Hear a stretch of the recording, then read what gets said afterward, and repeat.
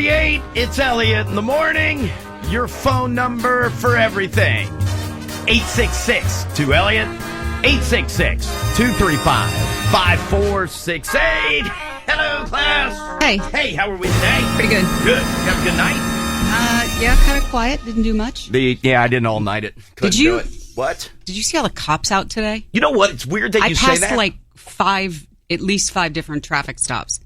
It's the weirdest thing because there, 1, 2, 3. There were 3 on the way in. Then there was one. I think it was an accident that they were dealing with, and then there was a dude on the inside of the beltway with no lights on, and I was like, what? Like up against the Jersey wall? Yeah, and then I was like, oh, he must be running radar, and I was like, well, thank God I got lucky here because I don't think the posted speed is 73. And then I saw another cop up a little bit, and I was like, oh, I wonder if he's like radioing up ahead. Oh. But there were cops everywhere. Here comes Elliot again. You know what? Let him go. It's fast, but he's safe. Just let him go. No, but that's weird. They were everywhere this morning. Yeah. Why, did you have the same thing coming from? Oh, just one? Did you have any on the way in? No. Oh, yeah. No, they are all over. But today's not a big travel day. No, I don't. Was last night a big drunk night? I don't know. I mean, it's Thursday night. Yeah, but I just still feel like it's just like higher, concern at this point. No, they're not pulling the cars over for that. They're just speeding in the middle of the night. I don't know. Every time I see a truck on the parkway, like one of those oversized trucks, Diane, that clearly violates every sign that you see to get on the parkway. I'm like, you shouldn't be here. No, here we go. I knew this was coming. I think that all the time. It doesn't happen. It's not just in the wake of Paris. Okay, all right, but still, don't start getting all frenzied and everything. Here we go. Credit to me. I haven't called the park police in a long time. Oh, you know what? That is a credit to you. And you know what they say? Thank you. Yes. Thank you. It's very kind. All right, I got 2 things. Number 1, I was telling Tyler this morning, Milkman, Hypochondriac. Well, yeah. What was his last thing? Well, his last thing, remember, with a big rash. Well, we saw the black spot on his nipple. Oh, remember? You're about to forget about the last thing. Oh. So anyway, he travels all the time. So yesterday, he calls me last night. He was on a flight from Birmingham to Alabama. Yes, to Raleigh, North Carolina. Oh. Which I assume is kind of a quick flight, but anyway. So he gets on the plane and he gets himself set up, and he's sitting in the seat, and a guy comes over and sits down and says, excuse me, and then sits down next to Sam. And the two of them have, they just exchange pleasantries. Hey, how are you? Nice to meet you. Fine. So anyway, they get about halfway through the flight, and Sam's got his computer up on the tray table, and, he's just pecking away. And the guy kind of reaches over and says, oh, hey, excuse me. And Sam looks at him and says, yeah. He goes, I've been looking at your nose. What? I've been looking at your nose for most of the flight. This little thing on the side of your nose, which, by the way, Sam was sending me, I have 15 pictures of Sam's nose, and there's just a little red, almost you know what it looks like? It almost looks like there's a little red vein that popped. I didn't know you had the photo of it. He sent me 15 photos of his nose to see what I thought. So anyway, so the guy says, hey, that little thing on the side of your nose, Sam's like, I have no idea what you're talking about. And he goes, well, you have a little red line there on the side of your nose. I want you to see your doctor. I think you have cancer. Oh, God. The little squiggle, isn't that just like a blood vessel? Cancer. He's got cancer. Okay. So Sam sent me about a dozen pictures of it, and then in some, he went in and made a big circle around it. He's written cancer on it. But then, like Tyler was saying, but what do you think? I didn't know you'd seen it.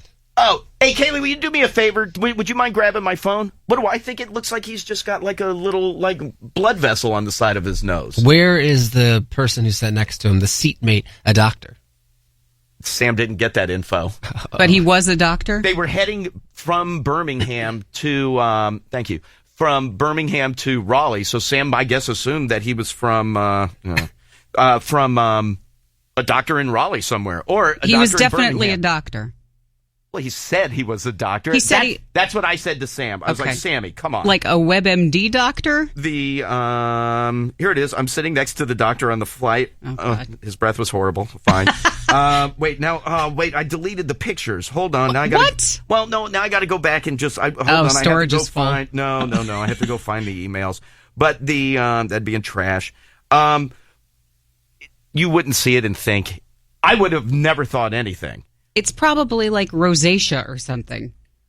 Well, not according to the doctor. Doctor says that it is. Why can't I find the pictures? Where did I delete them to? As often as he's been to the doctor, don't you think somebody would have caught that by now? Wait, come on. Hurry up and download, please. This is. Did he send you high res? No, but why I can't get into my garbage from. This goes all the way back to. Wait, here we go. Now we're rolling in. Nope, I'm still back to Wednesday. They'll come in. But when you look at it, you can't really tell. But the doctor could tell. But there's definitely some sort of mark. Yeah, it's a red line. That's it. A line. Yeah, but it looks like weird. No, but like a blood vessel. That's it. Like a little capillary. Why can't I find the goddamn pictures? All right, go to Gmail. Go to trash. Yeah, I'm not getting anything. Oh, I did get a update from my fantasy league. That's fine. And then all hell breaking loose. But yeah, no, nothing from that. But wait, what's wrong? Come on. I'm trying. You should have had it printed out. What? I can't find the pictures. I thought that I had, first I thought I had them in my inbox, and now they're not there. I still have the picture of his nipple. It was months ago. I could pull that up in less than 5 seconds. Would he have sent it? No, because he definitely sent it to this email account. I don't know. I'll find it. Well, P.S. His breath was horrible. That's fine. And then, never mind. That's something else in there. So he's going to go. And the guy told him, you need to go see your doctor tomorrow.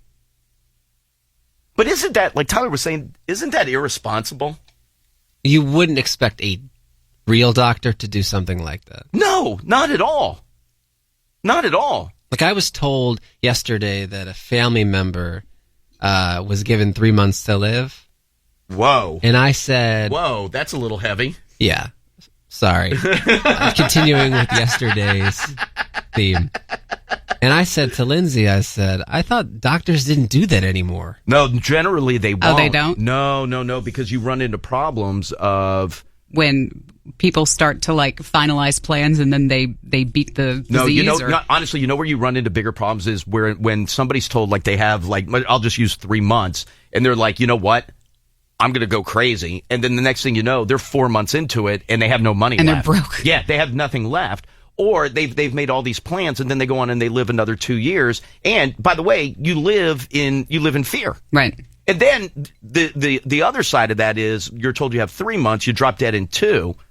And then the rest of the family feels like they got cheated. Yeah. Well, you said we had 3 months. The last month we were going to plan on doing all these things. And then there's nothing to do there. I can't find the goddamn picture, and it's really pissing me off. Would it be in junk? No, it wouldn't be in junk. He didn't text it to you? No, I just checked that. I don't know. I don't know why my phone's not updating. It's fine. I need you guys. That's fine. But that was the other one of if it's really bad, then I'm going to need a little boys trip?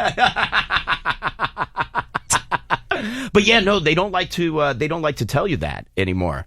About how much time you have left. Because it does, and I know I would be the one that I would get like you've got 3 months to live, and then I would just go ape crazy. I'd spend every penny I have. I think most people would. Well, you can't do that. I would. You still have a family to consider who's still going to be here. Right. Well, I'm sorry. Go work. Sorry that the last 3 months of my life can't be spent in a fulfilling way because I have to worry about you. No, I would go crazy. Fulfilling. You're going to go sit at a table in Vegas. No.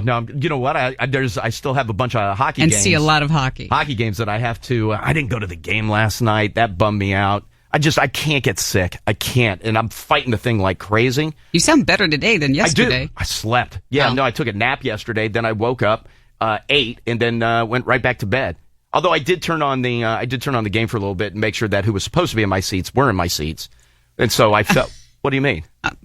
Why did you think like somebody would overtake them? No, because I gave them to somebody very specific, and it turned out to be good that his fiance got to see him break the record last night. Oh, good. Yeah, so no, that turned out to be very nice. But that I did say though, when I was talking to him, I was like, I feel bad. All the people going to the game will be like, oh, I was expecting to see good-looking Elliot, not super hot Russian model.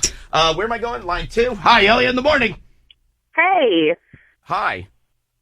this is Kara. Hi, Kara. How are you? Good, thank you. So I wanted to comment about your friend's nose. Yes. So I have a port wine stain birthmark on my right arm. You know what? My friend John Fulham used to have a massive.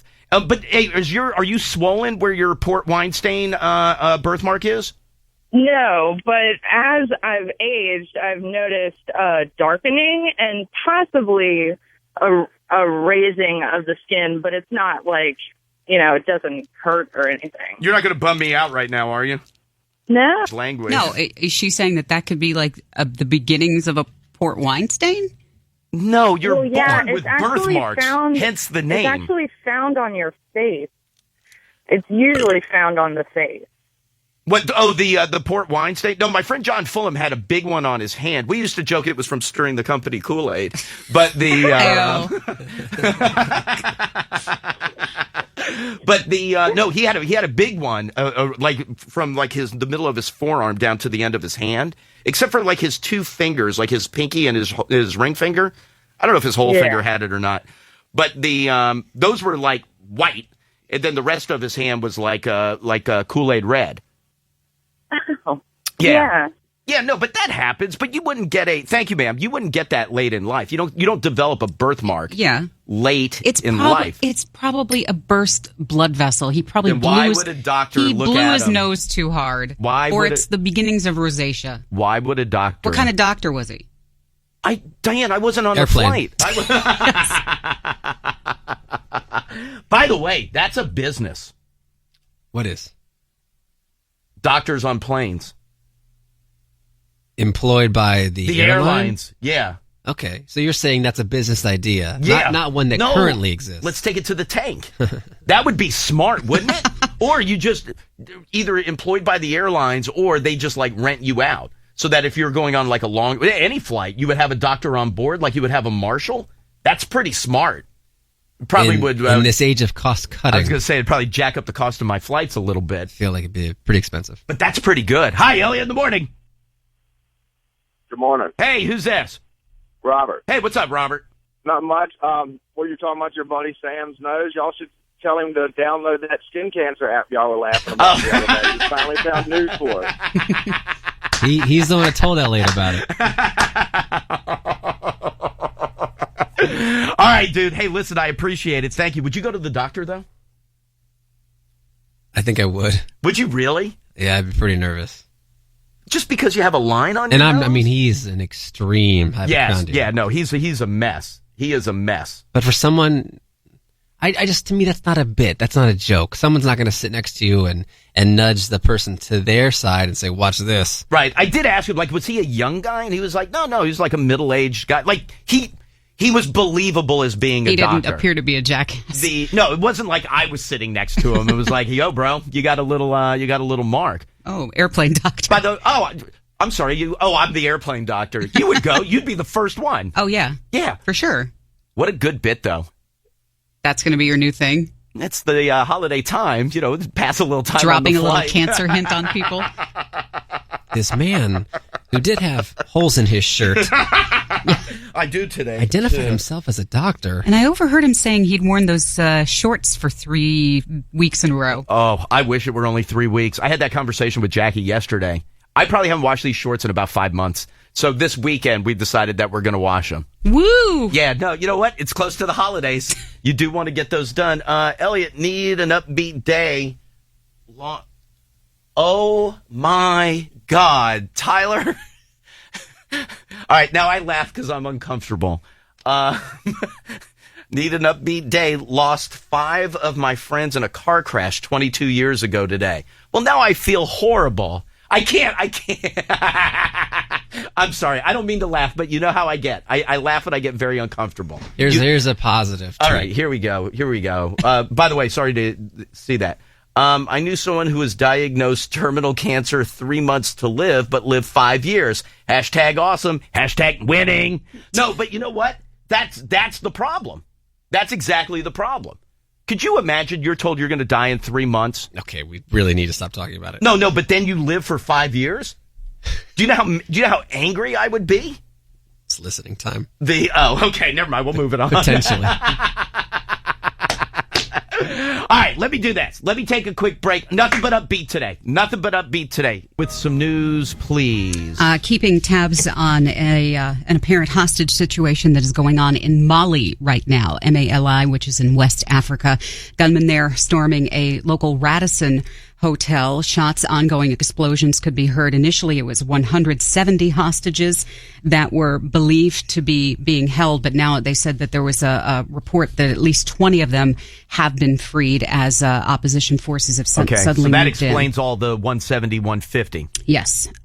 This is in the area where French and UN troops are stationed. Isn't the U.S. Embassy right by there as well? They're pretty close. And They also said there were reports that gunmen had been freeing hostages who were able to recite verses from the Quran, but that's not confirmed at this point. Very fluid. It's been going on for the last couple of hours or so.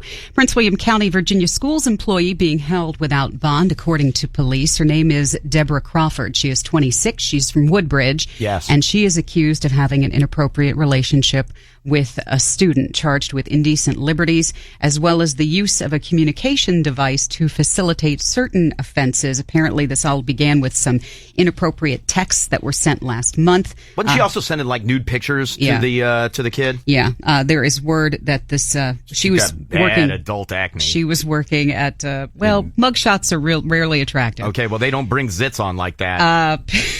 The person who was victimized by this woman, student at Freedom High School, according to reports. The 14th Street Bridge in D.C. shut down for the better part of an hour yesterday. Yeah, boy, but I mean, it was shut down for an hour, but the after effects of that were hellacious. Exactly. Because I was passing it right about the time they were, all of a sudden there were all these cops there ready to shut things down. Right. Because it was a suspicious package. But was it a package that like fell off the back of a truck? Just fell off the back of a truck. Right. But that's what the, like you said, it was shut down for an hour, but it took a long time. It took hours after that for everything to kind of smooth out. The judge in Jared Fogel's sentencing yesterday went above and beyond what was initially recommended. Good sentenced for the judge. to 15 years, 8 months for child pornography and sex crimes.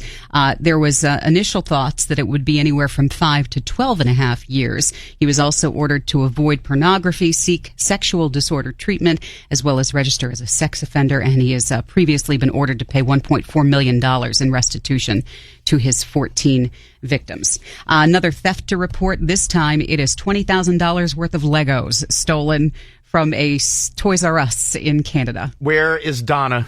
What? Where is Donna? They said this happened in Ontario, and did she leave the goon squad calling car? She turned the air conditioner down. Apparently, there's the thermostat way down. Apparently, there's a good market for that, or good black market value for Legos. They are unsure. This happened at least a month ago, and they are still looking for whoever stole all the Legos. I know where she is. Apparently, past reports of massive Lego thefts have been reported around the world. Actually, there was a $100,000 theft in San Diego that was reported, too. People, it's Legos. What? It's Legos. Great Christmas gift. Okay, but you're going to steal 100. And Is there a big black market? Yes, they said there is. There is not. For Lego pieces? Some of those sets are expensive. Okay, yes, the Star Wars sets can be expensive. You know what nobody gets are like just the white Lego sets where it's like, oh, I'm building the Empire State Building. Oh. Like nobody. Those you can find 1 million of those. This is the Colosseum in Italy. Oh, awesome. Congratulations to the folks in Richmond, named the most artistic mid-sized city in the United States. They looked at the number of museums and galleries and art supplies stores. Boise, Idaho was second. But when you look down the rest of the list, Alexandria, Virginia, and Roanoke, Virginia, also placing 12th and 13th, according to art experts. There is a new study out that says 1 in 4 men feel that they suffer monthly man periods. Oh, God. 26% say they suffer from symptoms that are often associated with a woman's cycle. Okay, just because I get a cramp. Irritable. Yes. Hangry. Cravings. Yeah, well, I have that. More tired than normal. By the way, we bloating. We still have cupcakes left over from yesterday. And by the way, I haven't had one yet. Haven't had one yet. Well, you're on salt now. I am going to get the croissant there as soon as I can find some pads of butter. Charlie Sheen currently working on a memoir. Apparently, his manager revealing that he has been buried with offers ever since his appearance on the Today Show earlier this week, weighing his options. So he will be able to recoup all of that money he was paying out to those hookers. Well, we'll see. He still has. I saw there was a bunch of women that contacted. What is her Gloria name? Allred. Gloria Allred. Yeah. So you had that one lawyer that spoke out and said that he had 5 and that number could grow to 10 who were going to file a criminal lawsuit against Sheen. And then I saw Allred yesterday was talking about how a bunch of women have contacted her as well. By the way, that number is going to keep growing. That number is just going to keep just exploding. You know what it's going to be like? I mean, different scenario, but it's going to be like Cosby, where it's going to be just number after number after number after number and after it'll number. just continue to roll out, right? Oh, absolutely. Big weekend expected for The Hunger Games Mockingjay Part 2 with Jennifer Lawrence, Josh Hutcherson, Liam Hemsworth this weekend. You also get Seth Rogen, Joseph Gordon-Levitt, Anthony Mackie in the night before. That's supposed to be pretty good. Trailers look kind of funny. I was reading about it yesterday, some reviews. Sounds like it's supposed to be pretty good. Yeah. Yeah. Secret in Their Eyes as well with Nicole Kidman, Julia Roberts, Chiwetel Ejiofor about a bunch of investigators when one of their own teenage daughters ends up the victim of a crime. And Star Wars, heard of it. Star Wars: The Force Awakens, raising more than $50 million in advance ticket sales in North America. That movie You're still a month away. Exactly. Doesn't open until the 18th. Far outpacing the previous record, $25 million for The Dark Knight Rises in 2012. Your Amazon Black Friday sales already started. Check your inbox for all the emails for all the deals that are available. Wedding weekend for Sofia Vergara and Joe Manganiello this weekend. Oh, is it really? Sunday is the ceremony at the Breakers right on the beach in Miami. Party started last night. 400 guests invited, an 80-person security team. Holy to keep everybody away. Well, yeah, because they told everybody where it is. Right. She has flown in the decorator from the Ritz-Carlton in Paris. Oh, good. To make sure everything is just right. Sure. Entertainment includes Mark Anthony, Thalia, and Gloria Estefan. Ooh. It's Miami. Yeah, no, I know. Reception. Where's Pitbull? Reception booked through 5 o'clock. He's from Miami, 305, right? I think so. He's mentioned that in a song or two. Reception booked through 5 o'clock Monday morning. Not kidding. Wait. Wedding Sunday night. Oh, okay. I thought the wedding She's was basically tomorrow. rented out that entire hotel. She had to go through. You know, that's kind of poor planning. Why are you having a Sunday night wedding? Everybody's got to get up and go to work. No, those people don't have to get up and go to work on Monday. There's 800 people going. You don't think there's somebody who's got to get up and go to work on a Monday? They took Monday off already. Well, you can't because it's a short week anyway, What? and you got to get stuff in. Okay. That's rude. Okay. That's rude. You know what? The Manganellos are very rude. Is she keeping her name or is she taking Manganello? I don't know. Which one was married before? She was married before for a long time, right? Was he? I don't think he's ever been know. married. No, he's waiting for Miss Manganello. I know why Pitbull's not there. Why? Where is he? American Music Awards. Oh, that's yeah. Sunday, isn't it? Mm-hmm. We like the American Music Awards. Yeah. J-Lo. Is she the host? Mm-hmm. Never mind. Total price tag for the wedding about $4 million. Jesus Christ. Jesus. What? That's a lot of money to waste. It really is. But they said because you have need 80 people on security to keep all the paparazzi away. Then don't say where it is. Don't. You know what? Go to People your find house. that out. Go to your house. You got big mansions. Do it there. Thursday Night Football last night, Jaguars had their first winning streak in more than 2 years after beating the Titans 19-13. Rashad Green returning a punt 2 in a row, baby. 3 yards to set up Blake Bortles' 5-yard touchdown pass in the final minute to secure the win. The Redskins are on the road Sunday against the unbeaten Carolina Panthers. That's a 1 o'clock game. Ravens taking on the Rams at M&T. Tony Romo makes his return for the Cowboys in Miami. And then the Sunday night game has the Cardinals hosting the Cincinnati Bengals. Big night for Alex Ovechkin last night. Caps ended up falling to the Dallas Stars, but he finally got his record-setting goal midway through the second period, scoring his 484th career goal.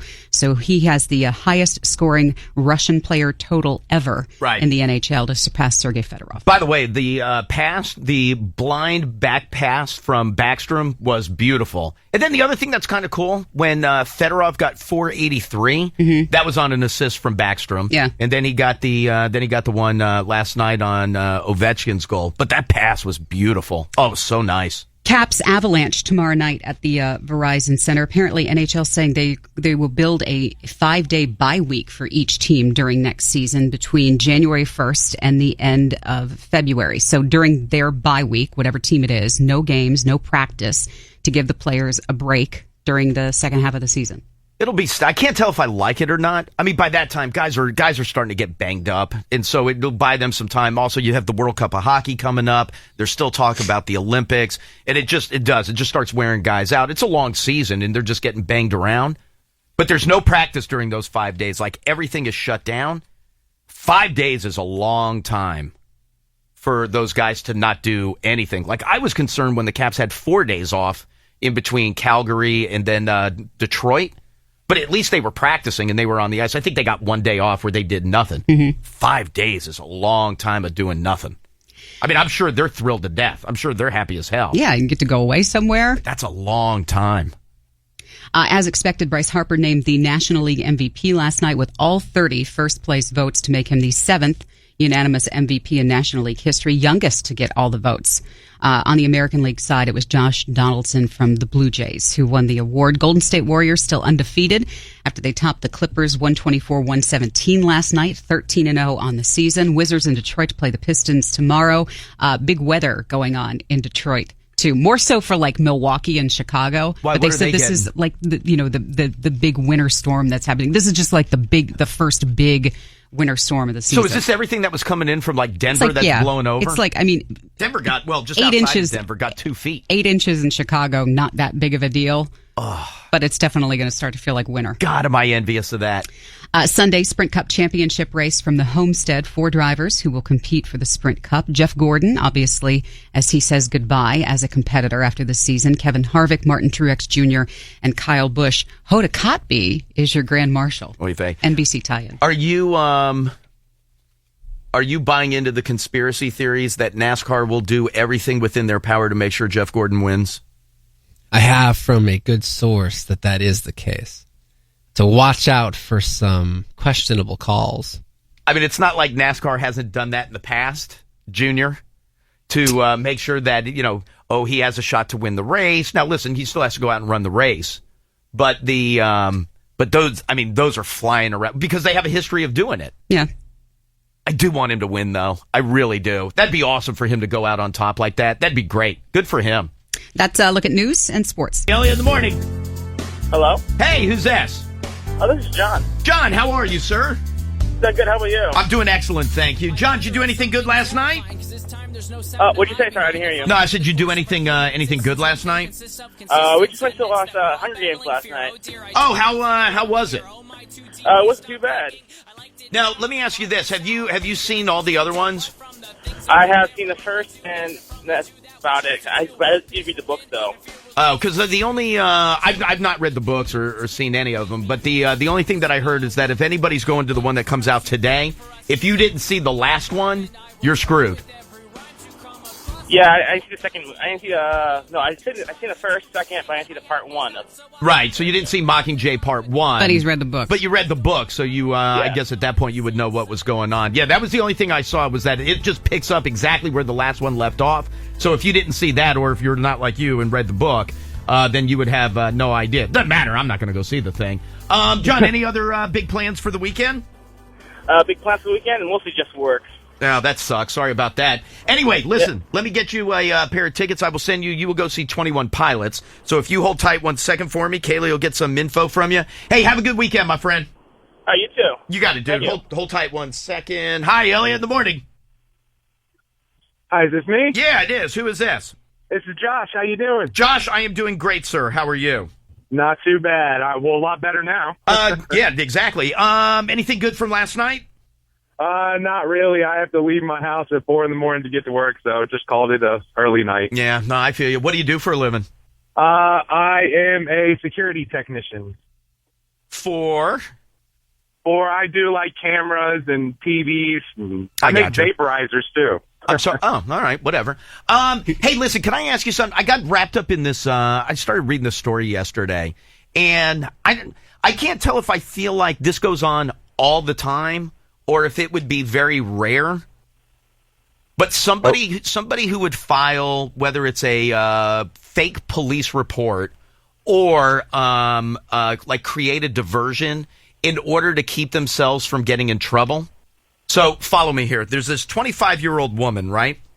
And she lives in Parsippany, New York. No big deal. So anyway, she's with a friend, and they're at a bar. They are at, this will only be important just for naming reasons. She's at Mother's Ale House, right? Mm-hmm. And she and her companion, again, I don't know if she's there with a guy or a girl. That's irrelevant. But she knows that she's been drinking a decent amount. And she doesn't want to run the risk of getting a DUI leaving Mother's Ale House. Now, but she is still going to drive, right? So she's, like I said, so she's in Parsippany, New Jersey. And she's like, you know what? I don't want to get busted. I don't want to get pulled over. But I'm going to drive home. So she calls 911 and just real quickly says, hey, I'm at Grasshoppers, totally different bar, and I'm being attacked by a guy in a blue pickup truck. Click. So all the cops fly over to Grasshoppers to go see what the hell's going on. So as the police start to, by the way, it's 3:15 in the morning. So as this report goes out that there's trouble at this bar in New Jersey, and that they all head to Grasshoppers, she and her friend are like, sweet, home free. She could even see the cars go flying by, lights and sirens, to get to Grasshoppers. So she waits a moment. She and her friends get in the car. They leave Mother's, and they take off. They get home. Everything's good. Created a diversion, got herself home. Everything was fine. And then she highlighted it all on Facebook, and that's how they ended up catching her. Yeah, she went on to say, "Silly piggies, tricks on you." Oof. So that part they didn't. Yeah, that part they didn't go. But aren't you with me though? Is that something that would happen all the time?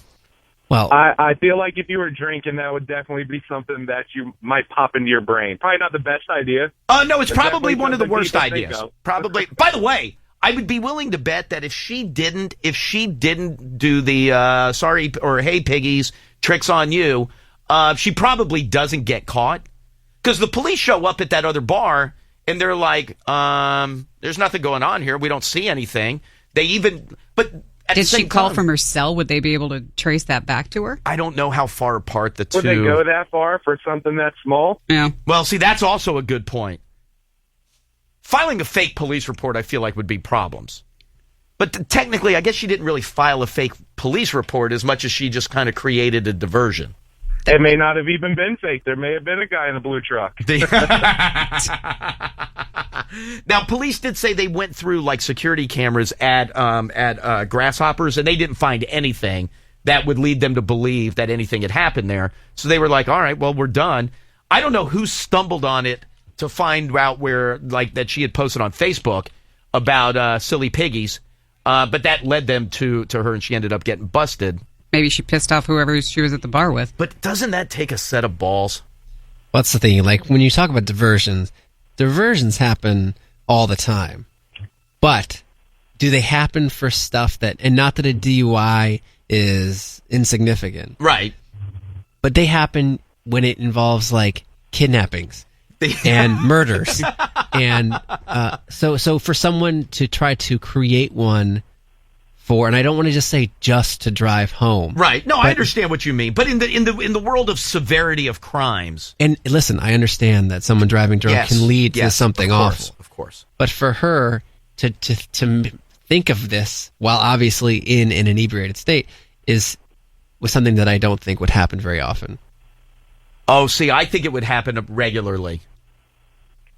Yeah, that sounds like something people would do. Because to me, it seems like you would think, oh, well, this is something kind of, the penalty is harsh for something that's minor. Dude, I drive great when I'm buzzed. Right. So if I could just create the diversion, then I'm good to go. But if you drive so great, I don't need to do anything. Well, I still don't need to get pulled over. Yeah, I still don't want to increase your odds that all the cops are at the other end of town. Exactly. At least I know they're busy and they're not going to be out. It's 3:15. I may swerve once or something, but I don't need that getting in the way. And then I was thinking, I don't even know what diversion. I'm certainly not calling 911 and saying I'm getting attacked and give them to some bogus area and then take off from there. That I'm not doing. I'm definitely not calling 911. No. Yeah, no, I don't think I would do it, but I could see people definitely doing that. I will tell you as I was thinking my way through it, you know what I feel like the best diversion? I don't like to use the word best.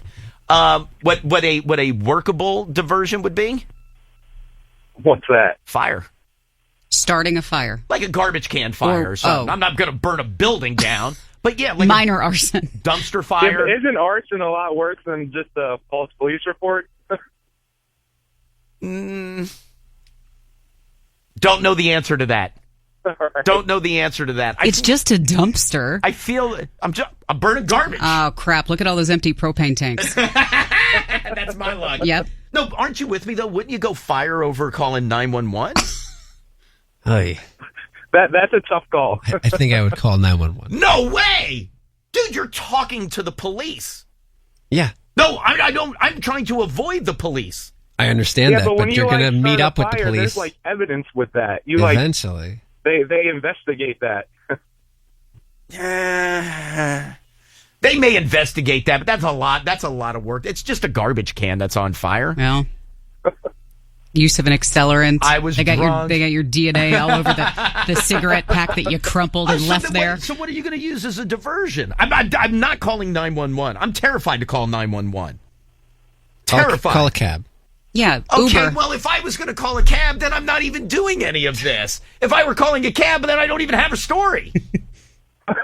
Obvious. Walk, call a cab, get a bicycle, something. Yes, I'll give you that. But I'm trying to avoid the police. Therefore, I'm not interacting with the police. Then by the way, they have your cell number. If the second I call 911, they'll call me back. Are you okay? Yes. Not home. That's true. Yeah, so that would be the Not home. that would be. I don't know who used my phone. I know you answered your phone. The grasshoppers. I was at Mother's. I don't even know who the hell. Why is somebody calling from my phone? By the way, I bet that happens to people a lot too. What? Somebody uses their phone, dials 911, and then hangs up. That's a problem. What? Oh, that's also a good diversion. That's also a good diversion. Like somebody steals it and then calls 911? I didn't steal it. I borrowed it. Oh, I borrowed somebody's phone. You dial 911. You put the phone back down and be like, never mind. I don't need it. And then you take off. Cops are there. You're gone. I don't think that happens a lot. Diane, I'm creating. I would rather do that. That, by the way, I'm putting above dumpster fire and false police report. I'm definitely putting them above that. Because you're not using your own phone. Yeah. I didn't do anything. I was just sitting here. I had a couple brews. Yeah, but there are 4 people who saw you do what you do. You were what you did. Man, go talk to them. I'm home. Right, when the police call back, they're going to be like, well, Elliot was the one using my phone. Yeah. Well, they don't know my name. It's not like I told them my real name. My name is Tyler. I was using the phone. All right, dude. Hey, hold on one second. Let me get you your tickets to go see 21 Pilots. Hold on one second, all right, dude? Thanks a lot. Smell my face. Smell it good. Hold tight 1 second, please. You don't want to interact with the police. I can't think of another good diversion, though. Using someone else's phone for 911 is good. Wait, which one? That's the good diversion? It's better than calling a false police report. You don't want to call 911 and say you're being attacked. That's Obviously. at the bottom. That's at the bottom. By the way, no, you can say obviously arson. for all of these. Arson. I didn't burn down a building. I set a I'd garbage rather. can I'm on with fire. the caller. I'd rather if I have to be put in a situation Yeah, and no, make a obviously choice. we're doing something wrong, And so make we're a choice. doing that. I'm creating something fake. I'm not committing a crime to be the diversion. And I understand, like, calling in a fake report is a crime. Yes, but these are all I'm saying crimes. I'm not doing something that is the crime. Like, You're not creating like a fire. saying something happened. I'm not doing something to either have it called in or have someone else stumble upon it. By the way, I would bet. I think a would trash bet- can fire is still arson. Just because you're like, oh, it's small, I don't think they look at that any less I don't seriously. think so. I don't think What? so. It's a fire. It's dangerous. It's Yeah. dangerous. I'm not discounting that. Oh, big wind whipped in right on that building. You never know. I bet crap like that's happened a million times. Okay, can I give you another one? No, that one you don't want to do because that's destruction of property. That you don't want to do. Which one? brick through a window. You don't want to do that. Look how either. good it worked out for you last time. Only for breaking and entering. As a bonding thing. Can I go to line 1? Hi, Elliot. In the morning. Hey, is this me? Yeah. Hi. Who's this? This is Tim. I actually live in the next town over from those two bars. And they're very competing bars. They literally just don't like each other. Okay, well, I don't know that the woman knows that there's bar beef going on between the two. Bar beef? Oh, no, it's actually well known within the town. Oh, hey, what town are you in? I live in Posehn. Oh, okay. All right, very good. When I lived in New York, I didn't spend a lot of time in going between the bars in Parsippany, New Jersey. But I don't know the two, and I certainly wasn't aware of the beef back then. Are they close together though? They're about 2 blocks apart. Oh, so that makes sense why you could call 911 and it wouldn't kind of jam in that close together. Yes. Yeah. Now, let me ask you this: are they nice bars? Like the woman, I saw her mugshot, a little trashy looking. Well, I haven't. It's the first I'm hearing of the story, so I haven't seen her mugshot yet. Right. But Mother's Ale House opened about 6-7 months ago. Oh. And it's like the newest rage. And then Grasshopper's been open there for probably 15-20 years now. Oh, so they're pissed that people are. So they're pissed at Mothers for coming in and being the nice new shiny toy. Yeah, exactly. Right. You know what? I'll have to have Diane out to Grasshoppers for Planet Z and have her host. All right, dude. Hey, listen, I appreciate the phone call. Thank you, bro. Not a problem. Can I get a T-shirt? Let me see if I have any. I'm not sure if I have any right now. Hold tight 1 second, please. Yes, Ty. There was a great moment. This is years ago. I was seeing Kiss at the time Continental Airlines Arena, right, in East Rutherford, New Jersey, and they were introing Detroit Rock City, and he's like, "We're gonna take a little trip. Do you know where we're going?" And someone in the audience yelled out Parsippany. And Paul's banter is legendary in his stage speech. So he says, like, "Well, we're not going to Parsippany. Tell them where we're going, animals."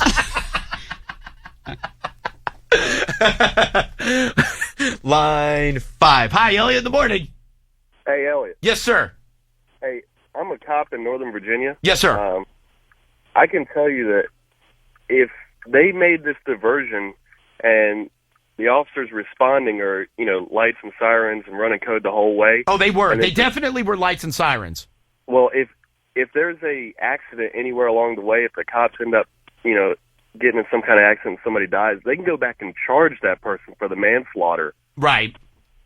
So this is definitely a dumb plan. By the way, I did start by saying none of these are good ideas. I did start by saying that. But that's where I would think that if you've got cops racing to a scene, that to me, no offense, sir, that to me is worse than setting a garbage can on fire.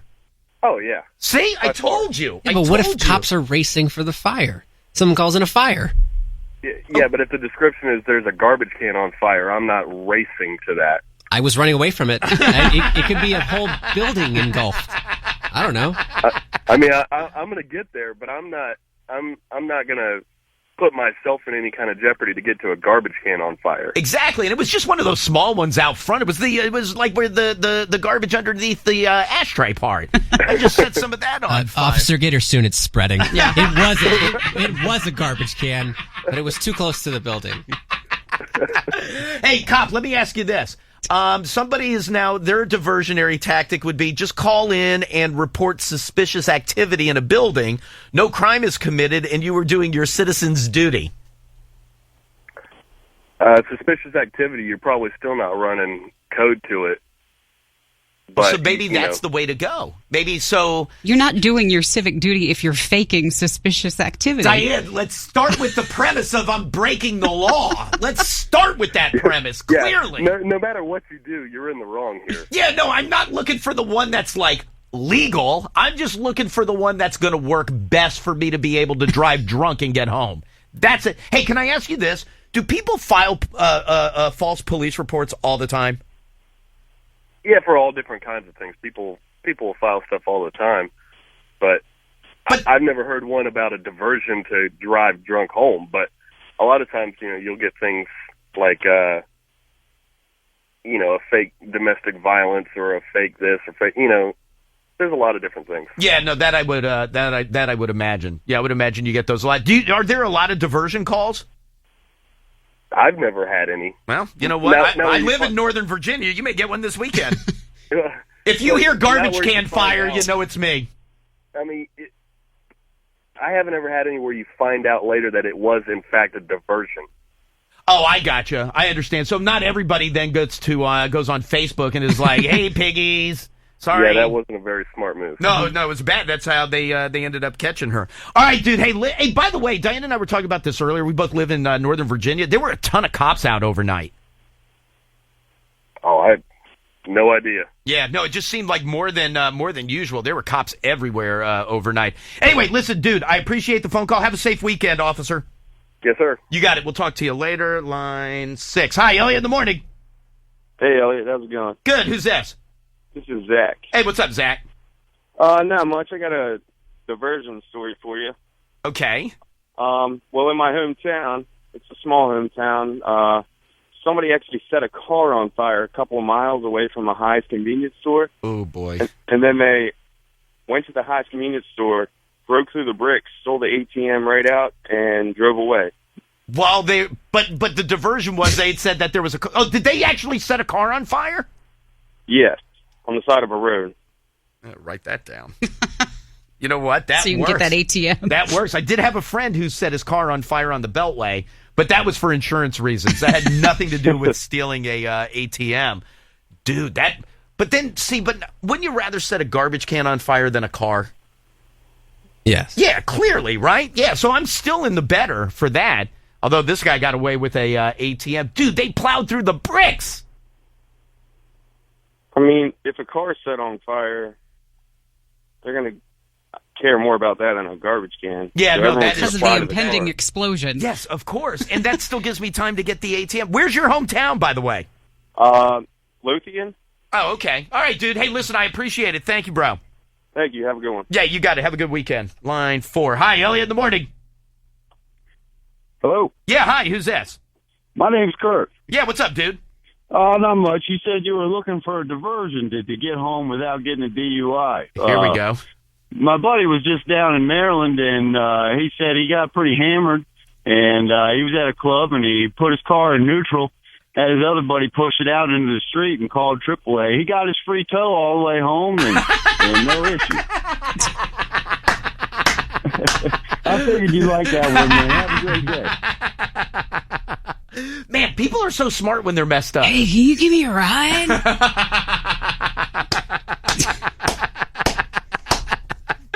All right, very good. Let's do some follow-up phone calls, please. 866-2-ELLIOT, 866-235-5468. Any good stories from yesterday, last night, anything good going on this weekend, anything at all that you want to get into, it doesn't matter to me. 866-2-ELLIOT, 866-235-5468. Lee? Who's Mary Lee? It's our clown friend? No, that's Mary Wise. Oh, sorry. Memes. Mary Lee. Come on, Diane. Come on, Bryce. Think of... Memes. Come on, you know who Mary Lee is? You want to hint? You're the only one who cared about Mary Lee. Hot dog butt. Christy don't care? No, What? but was it hot dog butt all into Mary Lee? Yes, Thank it was. you. It was. That's a really bad clue. Okay, how is that a bad clue? I'm talking to somebody who knows hot dog butt. What? Kaylee just told her. I have no idea what you're saying. The shark. Oh, the Thank you. shark. Oh, that Mary Lee.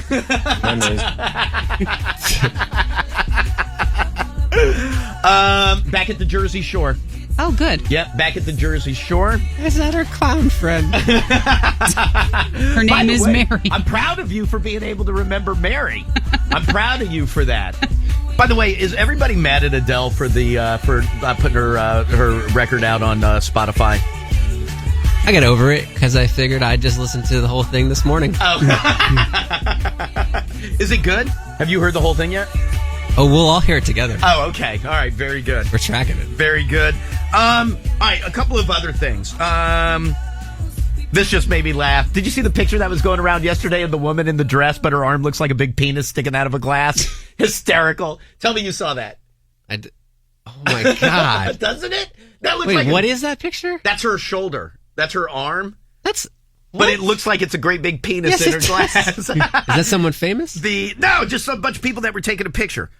But it looks like a great big wang sticking out of her glass. There it is, see? Like, you can see it's her shoulder, but her hair covers it up. That still looks like a penis. Yeah, but it's in her glass, and she's holding it. Son drew it on an easel. That happened to, who was it? There was someone in the NBA who was victim of some unfortunate cropping in Twitter. Right.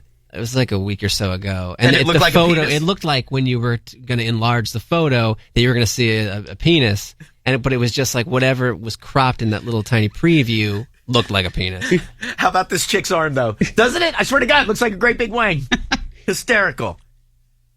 Yeah, that's pretty good. Am I going here? Line 1?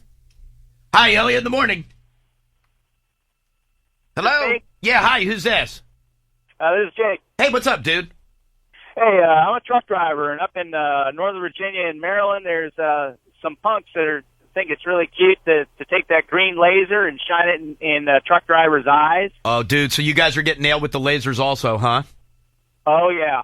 Yeah, big time. Hey, do you guys get that? Like, I mean, we always hear about it on the news when there is a, excuse me, like when it hits a plane. But, like, do truck drivers get it all the time? Well, I got it twice last week. Dude, that sucks. He was hitting me, you know, and when that laser hits your windshield, your entire windshield turns green. You can't see anything. Yeah, no, and it's not like, and we've talked about it before, it's not like one of those little pen lights. These are like big, badass lasers. Oh, it's huge.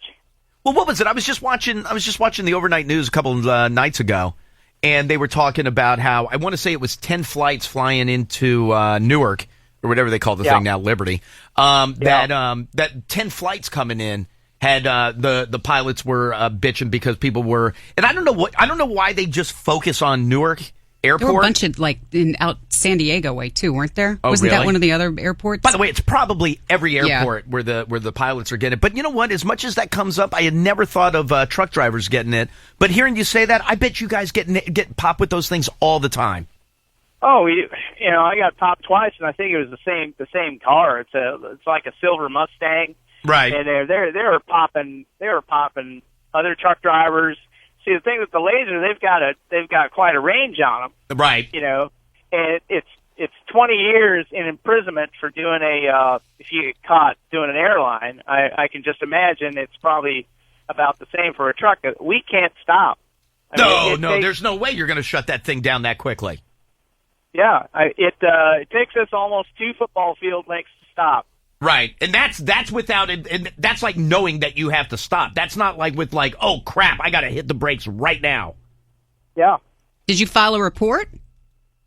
The first time I couldn't pull over. Yeah. The second time I did. Called state police. Right. What'd they tell you? Thank you. No, they said they were going to look out for him because they were pretty irate about it too. Yeah, no, you know, and I feel stupid because you would think as many times as you hear about it with planes, I'm sure those jackasses are hitting truckers as well. Anyway, dude, listen, I'm glad you're safe. I'm glad everything's okay. Yeah. I appreciate Thank you very much, Elliot. You got it, sir. Just a quick note to Dunkin' Donuts. I don't like the door-to-door delivery for Dunkin' Donuts. No. I loved it for KFC. Why? Just because it doesn't appeal to you? What's wrong with it? When you go to Dunkin' Donuts, what are you getting? A donut and coffee? Exactly. I don't want to. The coffee is a bad idea. Because it's going to arrive like cold? Yeah, that part I don't like. I mean, A for effort, but that seems wasteful. That seems wasteful. What? Maybe they're like fashioning some sort of on-the-run brewing device in the delivery truck. Well, I don't know if I'm getting that. I can tell you this: DC is a test market. Yeah. For the delivery. Dunkin' Delivery will begin testing in several cities, L.A., Chicago, Atlanta, and D.C. Let's see. I'm trying to see if they have anything that says started delivering KFC. That's fine. Delivery service has faced some controversy recently. Well, what's the controversy?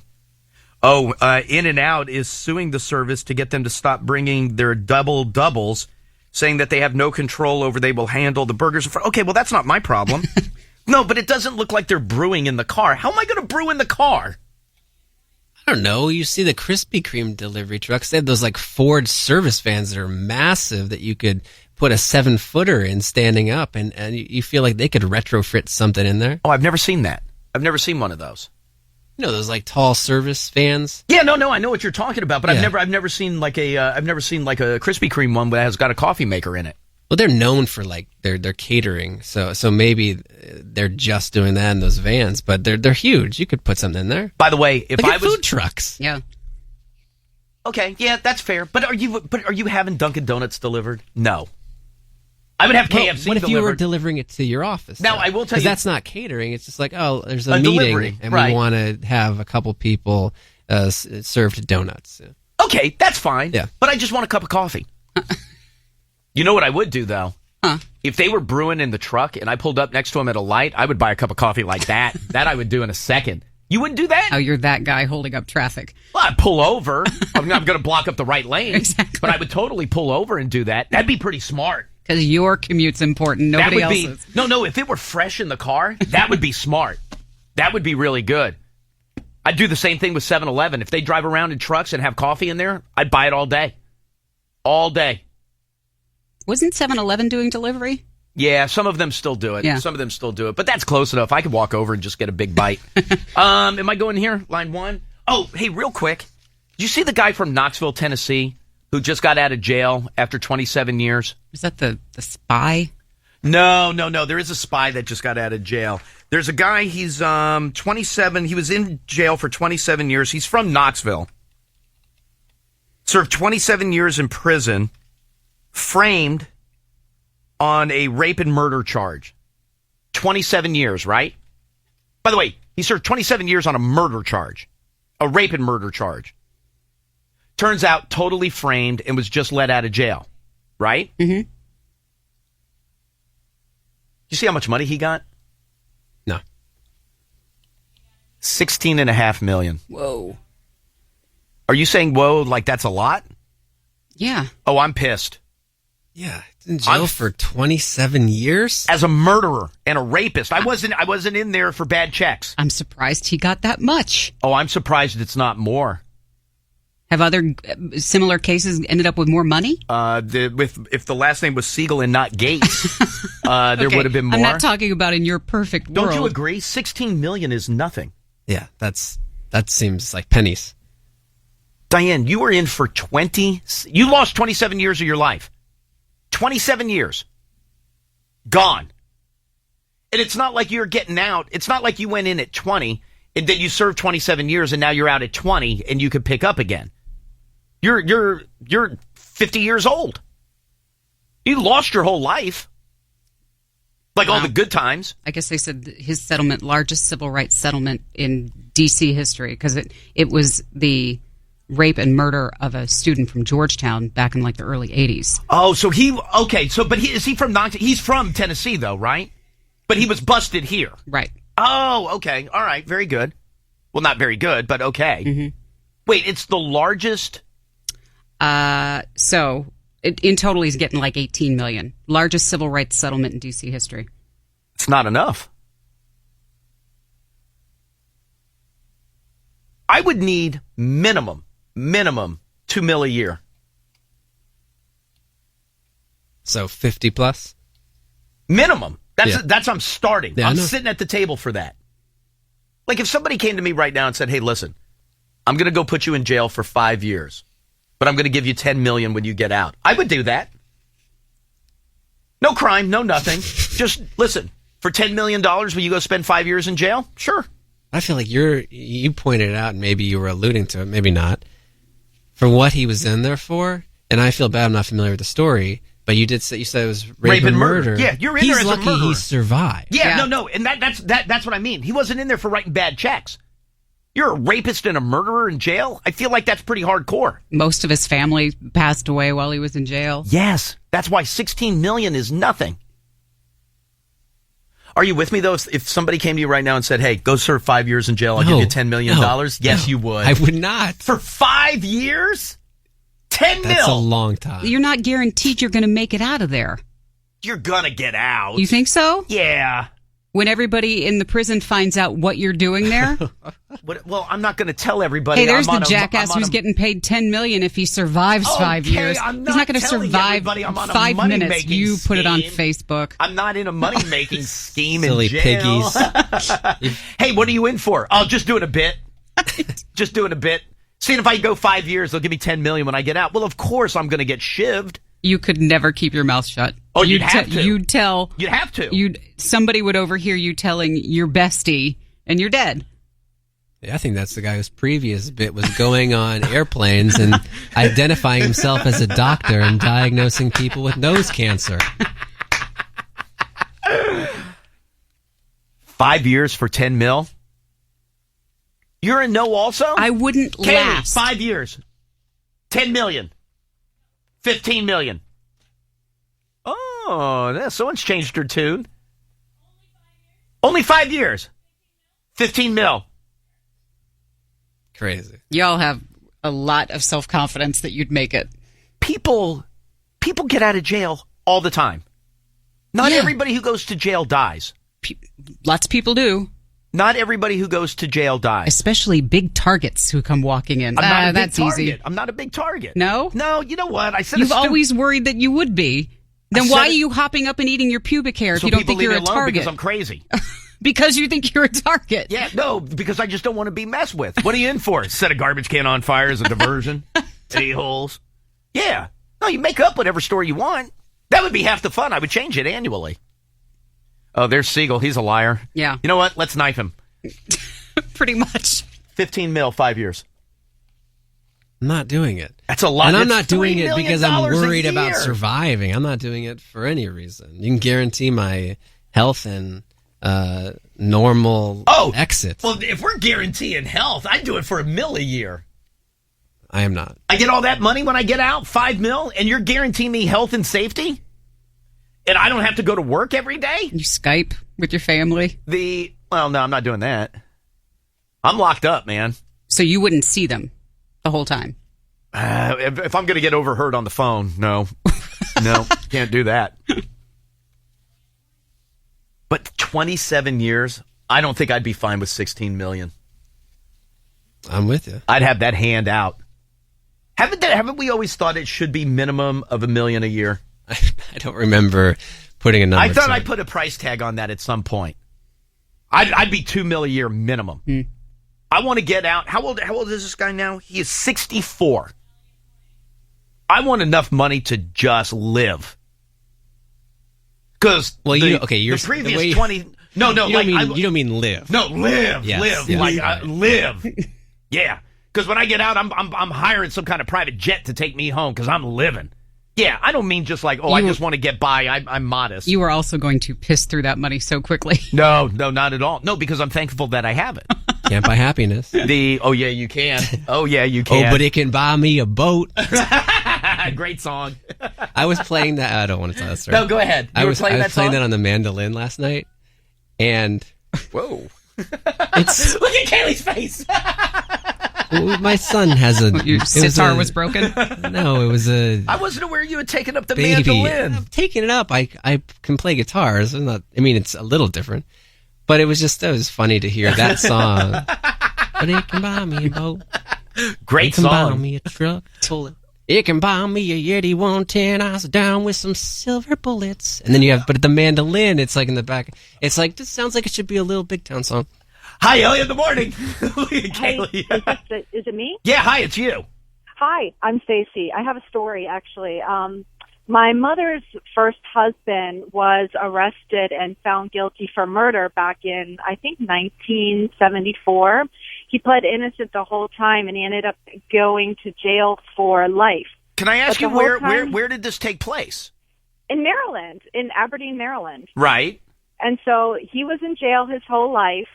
And he pled innocent the whole entire time he was there. He didn't murder anybody. Never changed his story, never backed down, nothing.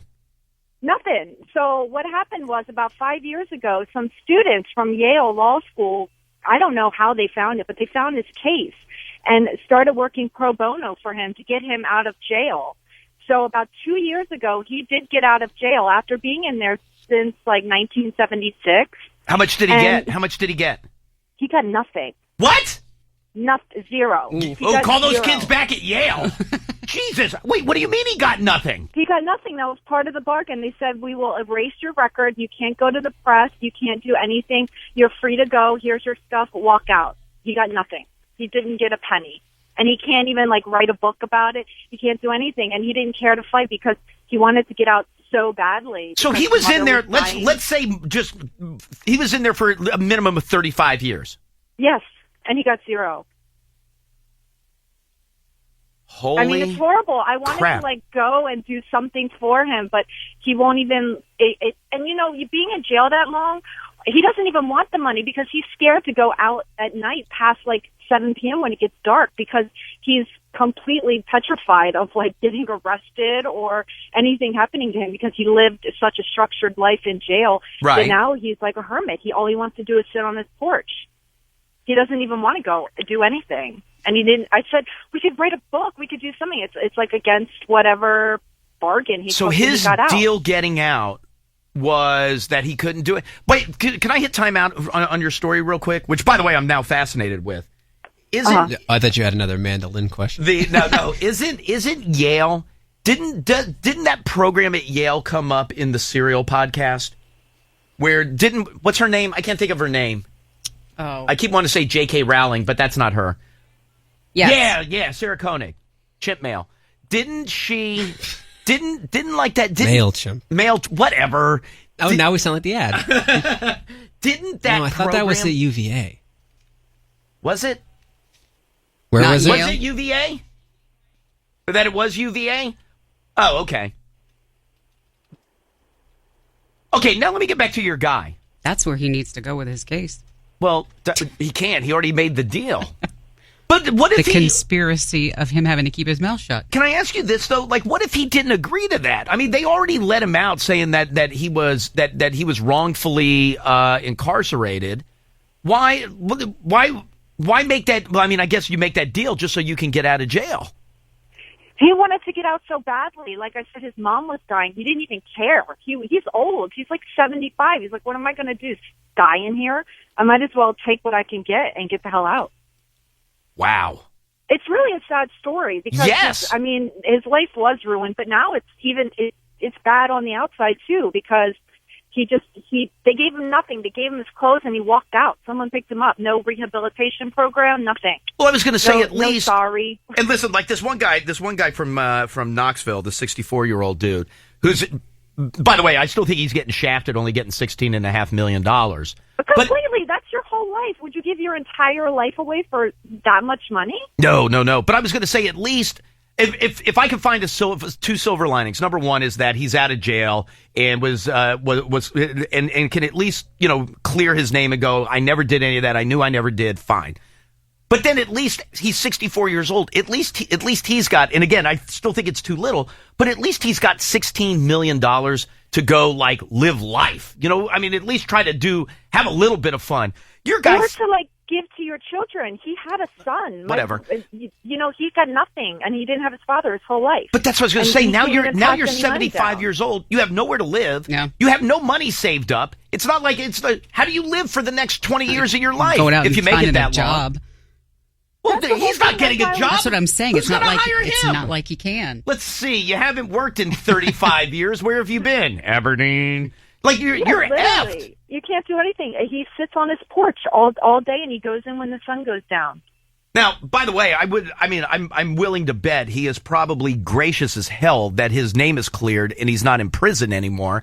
That probably is pretty valuable, but that's not paying my mortgage. That's not buying groceries. That's not taking me to a movie. Smear my name all you want. I need cash.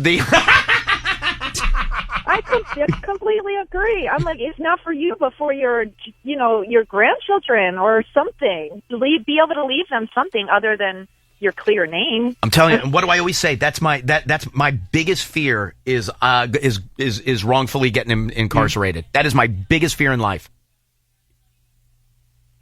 Yeah, so. And now he's 75 and just hangs out in Aberdeen on his porch. Well, he ended up moving to Florida because he thought the weather would be nicer there. Well, I mean, So I he can't argue with did him. move Except during the Florida. summer, it's hot as balls.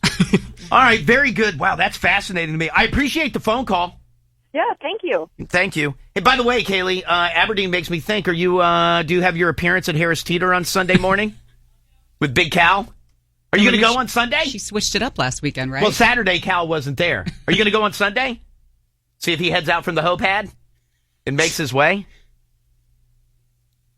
Would you walk out and say nothing? No, you couldn't. Yeah. At that point, I'd rather just stay in. Well, I can't make that claim. Mm-hmm. Well, now, okay, so it's either get out with nothing or stay in? She talked about, like, the structure. He's miserable. Yeah. It's really sad. That's horrible. Why would they do that, though? I don't know. Why would they do that? Like, why would they say you can't say anything? By the way, You don't want to look bad. Tell me I can't say anything. Tell me I got to keep my mouth shut. Sure, but I'll do all of that. Pay me with a big check in my hand. Yeah. Well, you already took my life. At least give me some cash on the way out.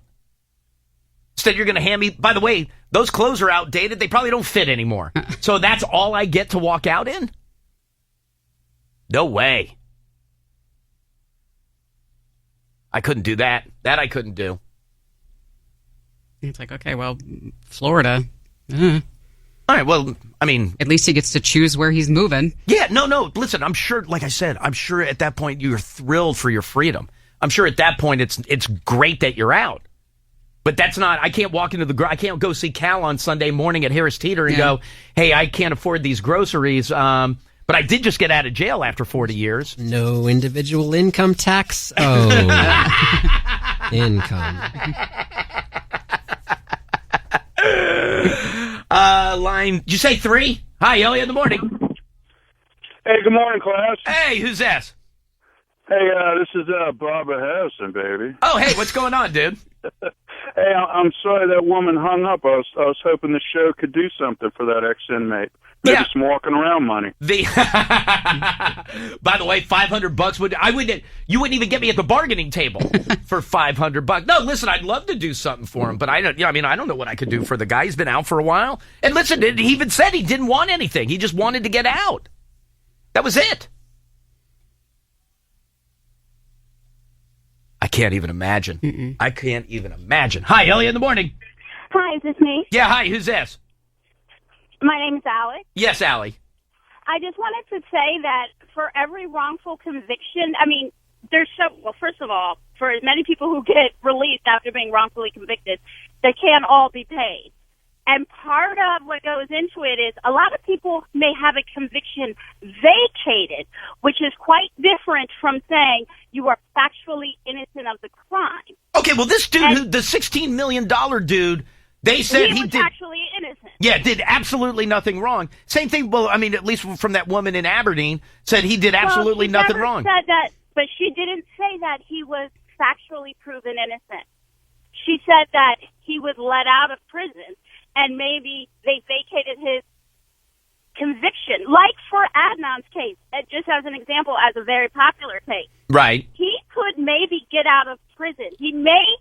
They may find that his conviction could be overturned, right? Right. And they reopened his hearing.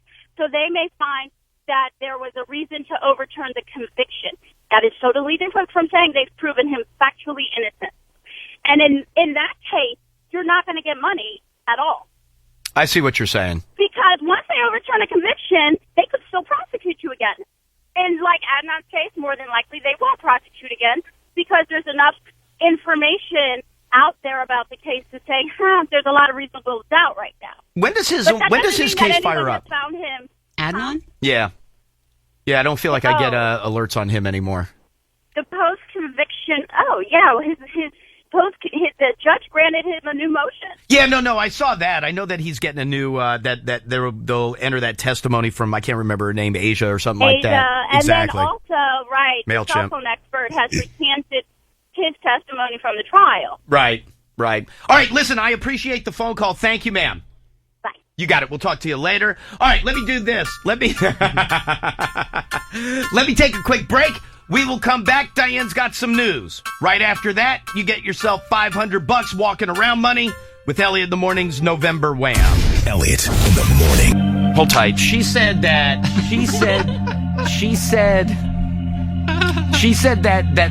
Why is Kaylee leaving for the drums? Shaq, yeah, no, this is getting good. Shannon said that Shaq is over. And then, Zach said, yeah, Zach is single and ready to mingle. No, he didn't. No. No, wait. No. All right, what is... None of that is true. Some of that's true. How about the Suckma? That part's true. When did this all start? I don't know. There's a big fight going on between Zach and Shannon. 35 minutes ago. Yeah, no, it's this morning. It was the top of the hour. Right. Who started it? Who went public first? Shannon. And she said what? Shaq is officially no more. Ladies, Zach Roth is single. And ready for anal. And ready for anal. And then what did Zach respond with? He said something like, whatever, you're the one that'd be all into butt stuff. Yep, that's exactly what he said.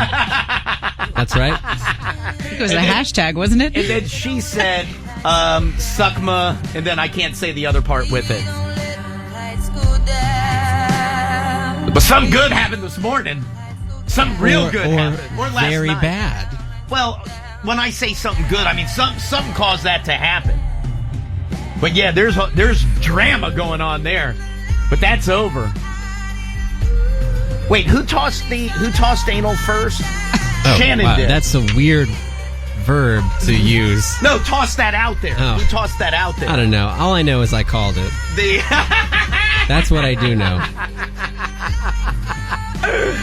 Oh, she did. She said that he's single and ready for anal. And then he said, well, you'd be all butt stuff. And then she said, Suckma. Wow, that ended quick. And weren't they going to try to meet up for drinks tonight?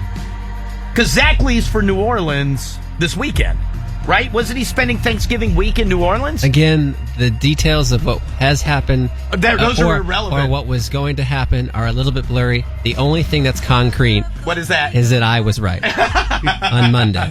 Wait, what else is right? Just that. Nope, Zach's ready for some anal.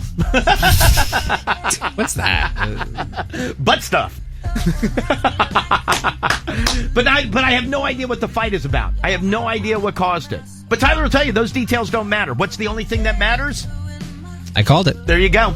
But correct me if I'm wrong. Wasn't Zach taking off for New Orleans this weekend? I think it was this weekend, right? Yeah. Oh, you don't think that she was angry because he's going to go let loose by not drinking in New Orleans, running around to the beach. That was the end of it. That's the straw. All of our places, and then not have a drink. All right, I'll find out. I'll find out what it is. I may have to check in offline, Diane. Offline. All right, we got to get into some news. After that, $500. It's Elliot in the Morning's November Wham. That's $500 walking around money. So, Diane, let's get into some news, please. A third body found in the rubble of that Saint-Denis apartment that French police raided early Wednesday. They were awaiting the results of DNA testing before identifying the body, but they did say it was a woman. At least 3 people confirmed dead in an attack on a hotel in Mali. More than 100 hostages believed to be held. They said the gunman storming the Radisson Hotel in the last several hours. Initially, it was 170 hostages, but at least 20 or so were freed, others managing to escape with the help of security forces. Now, has there been any claim of responsibility? Not that I have seen. Let me check. Because when you get into Mali, I mean, obviously the top of mind thought is ISIS. But when you start getting into that part of the world, that's not necessarily a given. Like, I feel like when they took responsibility for the Russian plane going down, when ISIS took responsibility for the Paris attacks, when they took responsibility for Beirut, I feel like they were quick. And they're very, very quick on everything right now. But when you start getting into Western Africa I don't necessarily know that. Listen, I certainly wouldn't put it past them at all. But I just don't know that. I feel like that there's enough tension throughout that area that I don't know that you zero in on them right away. But that certainly doesn't mean that it's not them at all. I guess a couple of other little ISIS notes. You got a third video in 3 days. The White House one? Yeah, so the new video was that they were going to turn the White House black with char from burning it down. And then I guess they also started making threats against Italy. Well, that was the where the U.S. officials had come out with those warnings, right, of just your big landmarks, the Duomo and the Duomo, St. Peter's, the Colosseum. But I guess those were in the video. So you have the initial. Like I said, it's 3 videos in 3 days. So you had the initial one that was just we're going to go after the United States and go after Washington, D.C. Then came the Times Square, Herald Square area, where obviously there's a ton of tourism flooding into New York this weekend and then throughout the week with the Thanksgiving Day parade and everything set to take place next week. And then you have the third one that came out, and this one really went specifically at the White House and Obama. Now, the FBI will tell you, and then you had a couple of other agencies speak out yesterday, just saying, listen, in terms of any known concrete threats, nothing new. But at the same time, they'll also tell you that they are tracking supposed terrorists in all 50 states. They have been. They will continue to be. Security will be heightened in certain cities like D.C. and New York specifically. Obviously, they always operate under a heightened sense of security, just obviously massive targets for anybody who wanted to cause harm in the United States. So that security will continue to be heightened, and it will be more visible. And we've talked about that since Monday, that whether it's D.C., whether it's New York, Los Angeles, Chicago, a bunch of your major cities, they'll make it more visible versus kind of just going about their regular heightened security business. But to, number one, calm people. People see an increased security presence, makes you feel better. I understand that. Also, if you are one of the people that is being followed in every state, all of a sudden you may not know the people that are following you if they're doing it in a very undercover fashion. But now if you start seeing them in a more visible presence, maybe that backs you off a little bit. So that's all fine. That's all good. But they've all come out and said, listen, don't be smart, obviously. Be vigilant. Know what's going on, and that's okay. And they understand people are on edge. But don't stop living your life. Like, you're fine. And obviously, if they see something that merits warning, that they know of, then they'll let us know. Indiana police reportedly questioning 3 men in connection with the shooting death of a pastor's pregnant wife. The story has been everywhere over the last several days. They believe the attackers entered the home of Davy and Amanda Blackburn at about 6 o'clock in the morning after they noticed that he had left. It turned out he ended up going to the gym. They broke into the home, shot the woman while their other baby was in the crib upstairs. She was 13 weeks pregnant and passed away a few days later. Apparently, they were able to link the home invasion of another robbery in that area to these suspects as well. NBC News and their newest poll showing Donald Trump has the front-runner spot to himself, 28% among Republicans and likely Republican voters. Ben Carson is now tied with Ted Cruz at 18%, Marco Rubio at 11%, Jeb Bush at 4%. And going nowhere. They were also quick to point out that Donald Trump has seen a post-Paris bump, which is very bizarre to see that we're polling based on that. Right. But yeah, in terms of coming off the attacks last Friday in Paris, Trump has seen his numbers go up. A new Bloomberg poll has put Hillary Clinton 25 points ahead of Bernie Sanders, according to the latest numbers from the Democrats. The postal worker from Florida who landed his gyrocopter. Oh, I hate this son at of a the bitch. Capitol, pleading guilty, or he will plead guilty today to felony charges of operating without a license. Douglas Hughes from Ruskin, Florida, is looking at a sentence up to 3 years in prison, but they said the judge could go lower after coming to that plea agreement. Facebook apparently making it easier to avoid your ex as part of their ongoing effort to develop resources for people who may be going through a difficult time. They're testing new prompts that show up after you end a relationship. So when you change your status, It includes an option to remove your ex completely from your news feed. Apparently, you'll be able to switch it on and off as you see fit. Okay. What? All right. Make sure they're not keeping tabs on you. Finnish researchers. I wonder if Zach and Shannon have already gone to work on their feeds. Finnish researchers have identified a. God, what brought that on? What brought that on? Strangely silent. Oh man, has there been anything new? Anything new in the last 5 minutes? Nothing. Finnish researchers have identified a genetic mutation that makes people susceptible to impulsive and reckless behavior when they're drunk. Yes. It's in my genes, man. That's Jewish drinking disease. I told you that there are certain Jews that always get drunk. They no, this drink isn't. and they're done. This isn't like what we've talked about, like Asian flush or anything. No, that's like just that. your face gets all red. No, but or people who have like absolutely no tolerance. Right. This is when you get drunk, you automatically get destructive. Do destructive things. That was my friend Clint. My friend Clint was like that. With this finding, they say that way now they could screen people so they know their weaknesses and they would know ahead of time to avoid drinking too much or maybe get a little counseling. Durex is trying to get a condom emoji trending as they have been putting the hashtag out there. Seth Meyers came with a good joke last night saying, if you're using emojis when you hit on women online, you probably won't ever need a condom. So condom emoji is the one that they've been putting out there. Jaguars defeating the Titans last night at home. Jaguars quarterback Blake Bortles, 21 of 30, 242 yards, sacked 4 times, while Marcus Mariota went 22 of 35, 231 yards. He was also sacked 4 times. The Nationals' Bryce Harper and Toronto's Josh Donaldson won baseball's most valuable player honors yesterday in a unanimous vote for Bryce Harper, anyway, by the Baseball Writers Association. He's 22 years old. Good for him. I was looking at some stats yesterday where they were comparing his first couple of years in the league and to look back and see who else first couple of years in the league. You know who's right on par with him? Guy by the name of Babe Ruth. Really? It is ridiculous. The number. He's 22 years old.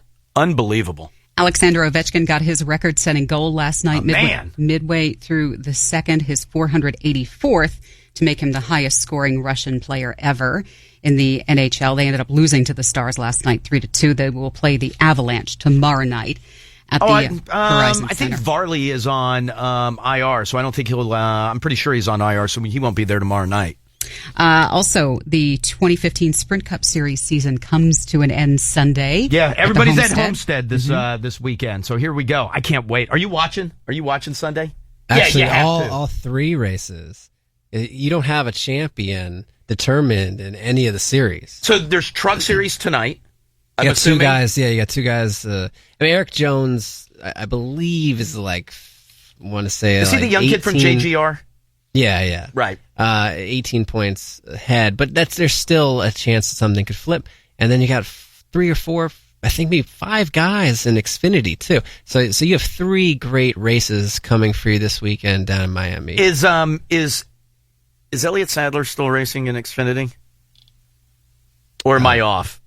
Not for not up championship. front. Oh, because somebody went after Hermie yesterday. What? Damn it. Hold on. I should have gotten this out. Yep, here we go.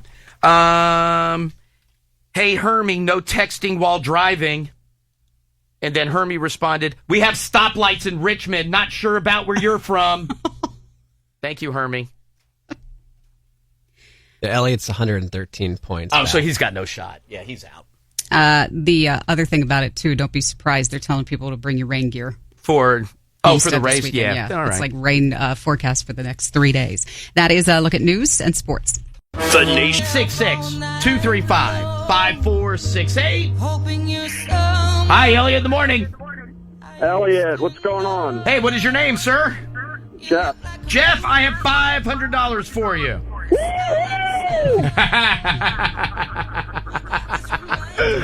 All right, dude. Well, listen, you get yourself $500. It's Elliot in the Morning's November Wham. I got a weird echo on your phone, so I'm going to put you on hold. But have a great weekend. Hold on 1 sec so Kaylee can get some info from you, all right? Great. Thank you so much. Hey, Elliot. you got it, dude. Have yourself a great weekend and a good holiday if I don't talk to you before Thanksgiving. So another $500 with Elliot in the Morning's November Wham. Now, keep in mind, we'll get back from the weekend, and we'll do it again Monday, Tuesday, and Wednesday of next week. I told you we were going to do it all the way through Thanksgiving. So you get Monday, Tuesday, and Wednesday of next week, $500 every single day, just like we've been doing throughout the month of November. So 3 more days of Elliot in the Morning's November Wham. And then after we get through next week, the week after that, we're right into the holiday concert. Dude, you're going to be in December at that point. I know. So right into the holiday concert. Now, I will have tickets for you coming up a little bit later on this morning, like we've been doing all week, for Elliot in the Morning's holiday concert with Fall Out Boy, AWOL Nation, New Politics, Bastille, and the Struts. You win those tickets, you'll go backstage and you will meet Fall Out Boy. And then 2 other things of note real quickly. Don't forget, tickets go on sale for 2 different shows this morning at 10 o'clock. Garth Brooks tickets go on sale at 10 o'clock, and tickets for the Guar New Year's Eve show with XL 102 go on sale at 10 o'clock. So those will both go on sale. If you need info on anything or to keep everything organized, Facebook.com/EITM online. Diane, if I say the name Scott Campbell to you, you know exactly who that is. Didn't do too well with Mary Lee, so... By the way, Hot Dog Butt would have no idea who Scott Campbell is. Okay. Kaylee, do you know the name Scott Campbell? Very famous tattoo artist. Very, very famous tattoo artist. Is he from, like, that Dave Navarro show? I don't think so. Oh. Don't think so. He is married to Lake Bell. Oh, the actress. Yes. Who, by the way, not one tattoo on her body. No. But I don't want to say he's, what's wrong?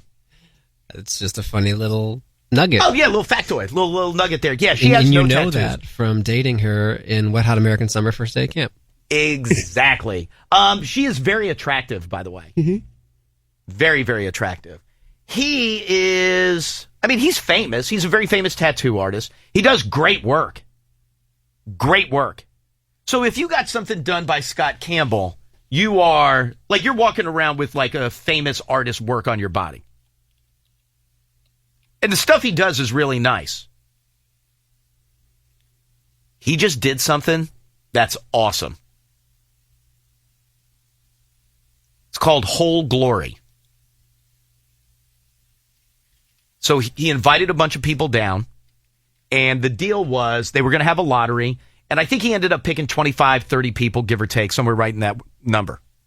And the deal was that you would sit, you know what a glory hole is, right? Yes. Right. So the glory hole, you're kind of on one side of a wall. There's a hole in it. You put your penis through it, and whatever happens on the other side happens on the other side, right? Mm-hmm. So how do we make that work in tattoo land? You're on one side of the wall. Mm-hmm. Oh, he wasn't tattooing people's penises. You're on one side of the wall. You pull your sleeve up, and you stick your arm through this hole in the wall. And you get whatever he gives you. Was he tattooing penises? No. No, it has. I was just trying. I know Diane is very familiar with a glory hole. There's one in the bathroom here. But in this case, it was he did tattoos on your arms. The deal was. No, that's my question. What? Oh no, he wasn't. What was he drawing? Oh, and all different kinds of stuff. All different kinds of things. No penises. What were the parameters? You get whatever you get. Here's a penis. Could have been a penis. That's what I was saying. Oh, yeah. You No, you could have gotten a mood. penis. Yeah, no, you definitely could have gotten a penis. I don't think anybody did get a penis, but you could have gotten one. So there was no setup in terms of Zero parameters. You get what you get. Okay. And you can't see it until it's done. So you're not getting a peek. You're not getting a little look-see. The stuff that he did is beautiful. Beautiful. But that's balls. Yeah. And by the way, you're giving up your forearm. Right. How many people? He did. I want to say it was 25, 30, something like that. And of the 25, 30, was everyone happy? I mean, the answer is yes. I mean, you just got Scott Campbell to give you a tattoo. Why wouldn't you be? Now, I haven't seen all of the tattoos. But, like, for example, look at this one, Diane. It's half a skull. I don't know what's going on the other half. I don't know what you would call it, but look at that. Yeah, I mean, he's very talented, obviously, but... Yeah, no kidding. You don't get to be Scott Campbell by not being talented. That has no significance to me, but it's nice. It doesn't. There was somebody who has Jesus' head, and Jesus is wearing a headband that says trust. No. It's hysterical. But by the way, it's beautiful. It's beautiful. There's one of a woman where she's got a... Oh, look at the snake, Tyler. Look at the snake. But it's not like a normal snake. Yeah, it kind of is. Look at that. How awesome is that? Oh, those are big tattoos. Yes, he did your entire forearm. What is that? It's a snake. That's There's a the head. penis. No, that's he not. He did no, tattoo a penis. That's a snake. That's the snake head. There's the tongue, and that's the body winding all the way around like that.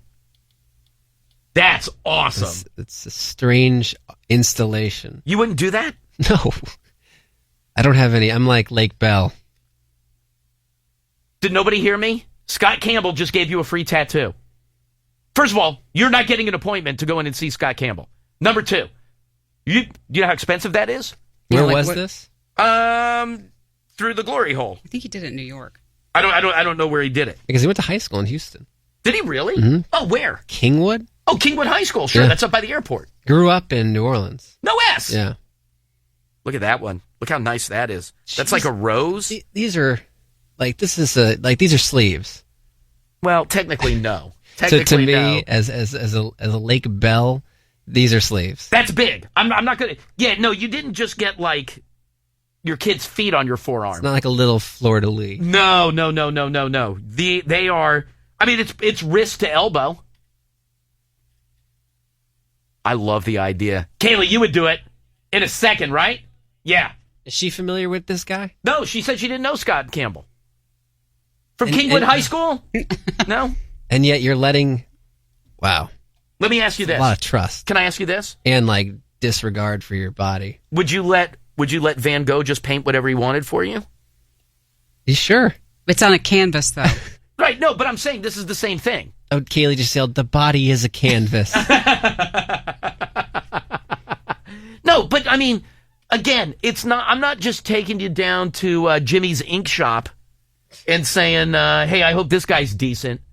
There goes that endorsement. No, but I mean, this guy's awesome. This guy's work is very famous. Yeah, they're great, but it's also what an awesome promotion. I went in just hoping it wouldn't be a skull. It's not. It's half a skull. Wait. Will you scroll down? There's the trust one. Oh my God! What's wrong? It looks like Willie Nelson. No, it's Jesus. Oh, is that Jesus? It's Jesus as a skull, and then look at that. That's awesome. That's the one I love. What does it say? It's a woman's hand covering her lips, going shh, and it says "No bad news." I need to see That's video. Awesome. Video of the reveal. Look at it. No, they're all. Oh, I'm with you there. That I'd like to see, but you can't see anything. Like you can't see any of it being done. You can't like look at the outline. You can't see anything. You just stick your arm in a hole and you sit there until Scott's done. And when Scott's done, he's like, "All right, pull your arm out." Which is nice. Most of the time with one of those glory holes, you're just like, "Okay, well, nothing else is going on. I guess I'm finished here." I think it's awesome. I really love the idea. I mean, I guess and I'm not in one of those phases where I'm like itchy for another tattoo. Like I feel pretty satisfied with mine right now. But if he called and was like, "Hey, you want one?" I'd be like, "Hook a brother up, let's go." I'd do it in a second. You would think these people that were getting them done would be like covered. No. And that was also part of it. Nobody else has anything on their arm, or at least on their forearm. Now, I don't know what the rest of their body looks like. Yeah. But in terms of, they had an available forearm. Wait, what's There's wrong, the reveal. Tyler? What is that? What's wrong? That's a reveal. Is she excited? It's hard to tell She faking without it? audio, but she doesn't like jump up and down. Wow. I would have never thought to get a big eyeball on my arm. With being stabbed by a flower. But it's not being stabbed, it's holding the flower. You're the flower of my eye. She's so excited because she's like 'Cause she's giddy, unwrapping, right. and then she sees it, and then she's flush. Oh. Oh. Okay. No, it's not what I hoped for, but it's nice, I guess. I was really just here to meet Donna from Wet Hot American Summer. Would you do it? No.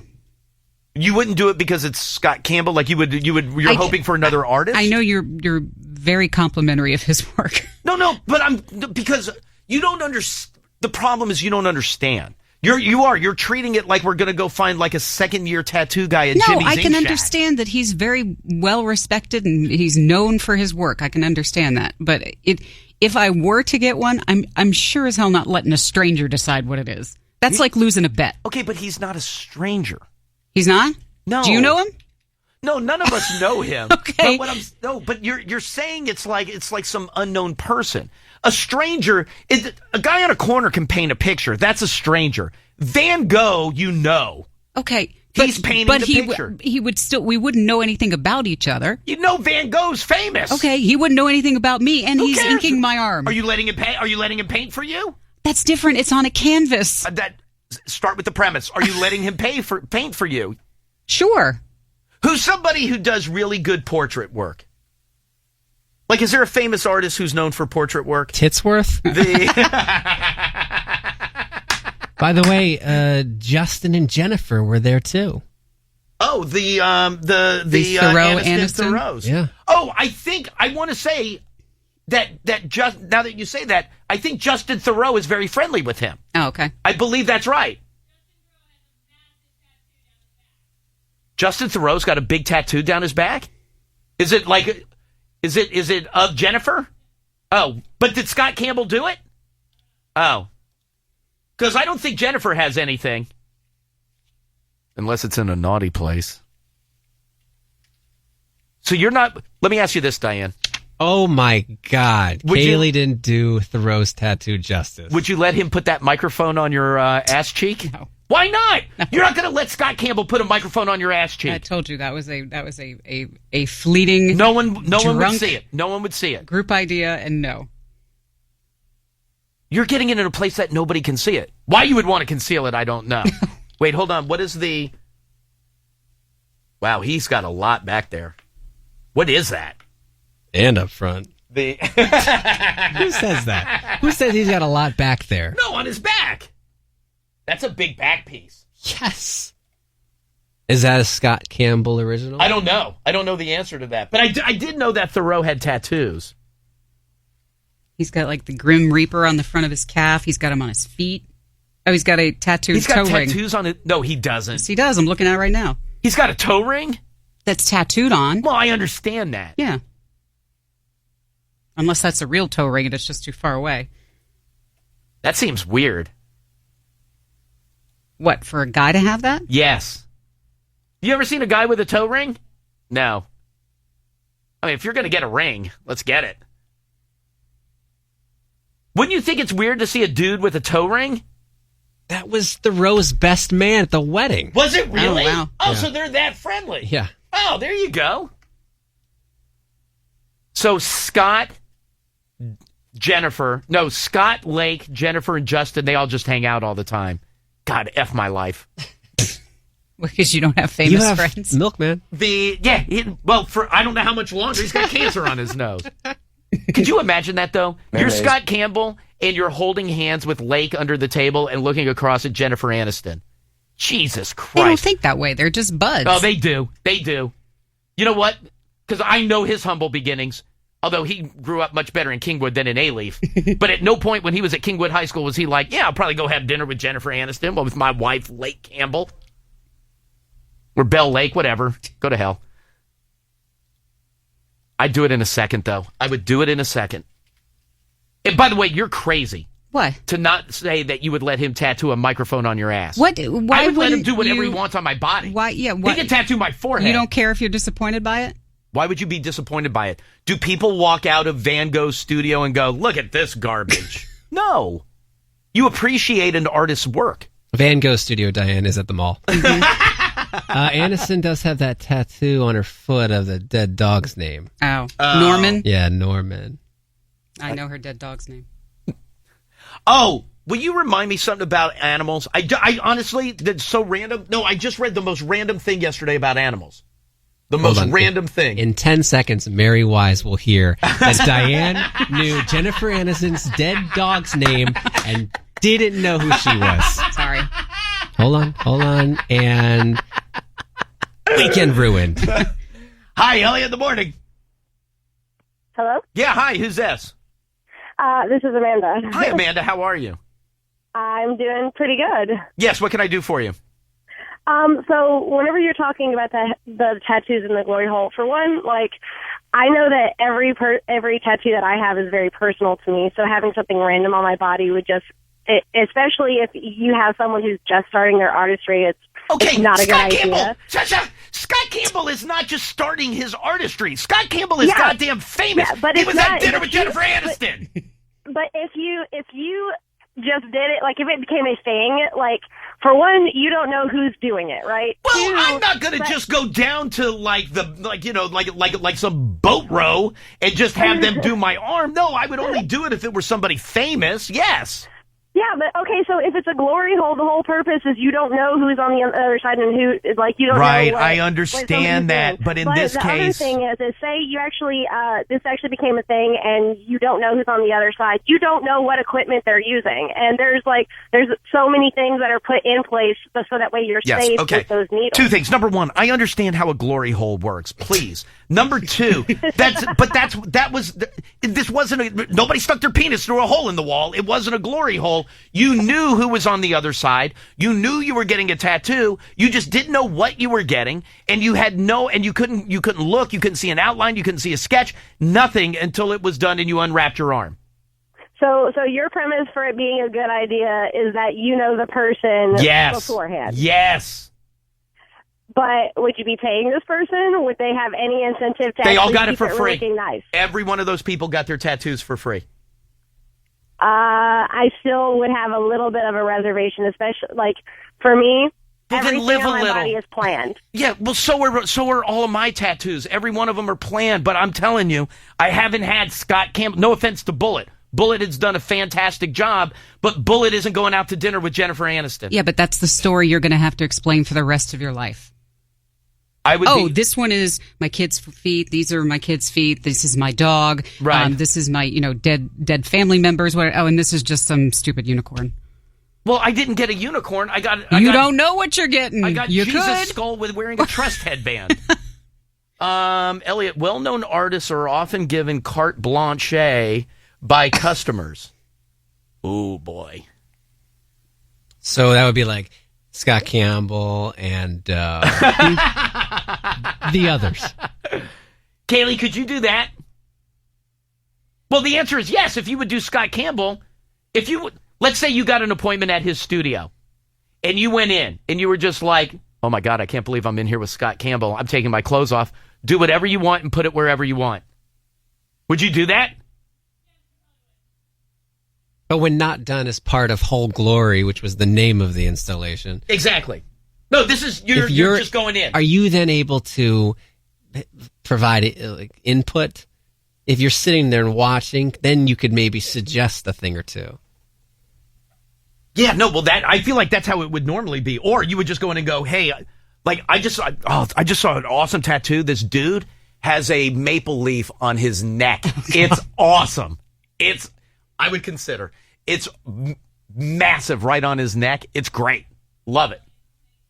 But is that the deal, though? Is that what Jason's suggesting? Like, you go in and say, here's my arm. But then as they're going along, you'd be like, I really like that. Could you do that? Yeah, I don't know. Again, no offense to Bullet. I love Bullet. He's done great work. But I never went in there and was like, well, Bullet, knock yourself out. Like that, I would never be able to do that. Whatever. I just learned he doesn't even know Jennifer Aniston. He's a nobody.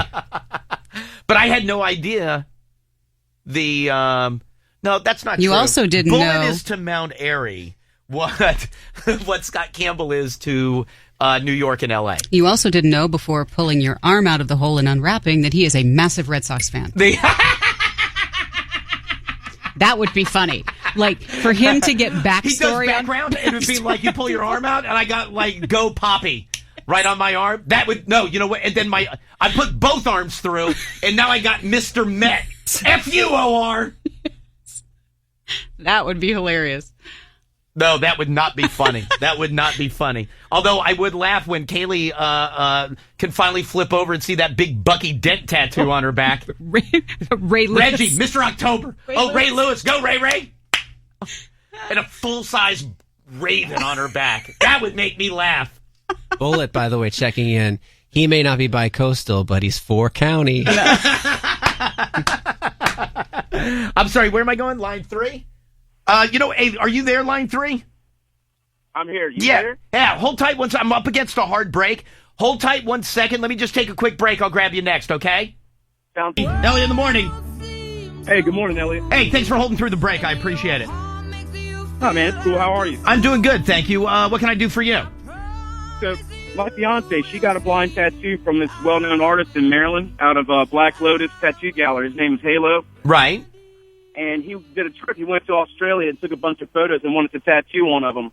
And so she responded, sent him an email, and we showed up, and he tattooed probably one of the most beautiful things I've seen, man. Their art, you go in, it's not like a normal tattoo shop, you know, where you got the books of flash and random stuff on the wall. Yeah, sure. It's like walking in a museum. Their quality of work, man, so... And so when she got there, so like she, like when you said that she responded, what, did he just like post something on like Craigslist or something? So...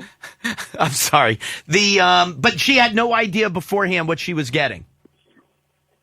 No, she just knew that it was going to be something awesome from the photos he took in Australia. She had no idea. Right, I understand. Did she have to pay for it at all? Yes, but at just a slight reduced price because it was something he wanted to do. But right. We tipped him very well because the work, dude, it's sick, man. It looks like oil painting.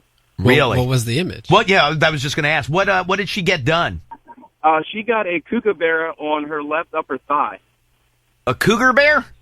A kookaburra, the bird, that little... I'll send you a link on the Facebook, Twitter feed, whatever Tyler wants to make him happy. All right. Yeah, no, send that along. Wait, hold on. Oh, here's the bird. Oh, that's a pretty bird. It's got the blue in it and stuff. Oh my gosh, yeah. Yeah, see? No, I know what I'm talking about. You're an enthusiast. No, I don't know anything about birds, but I can see that it's... Well, yesterday you were mimicking their call. Oh. Their song. Oh, I don't remember what I was... Well, what? Was it the last bird of that species? Yeah. But... You're like a real Steve Irwin. All right, dude. I appreciate it. Thank you, my friend. Hey, thank you, Elliot. Have a good day. Oh, by the way, Halo at Black Lotus was on Ink Master and got far in the competition. There you go. He did that kookaburra.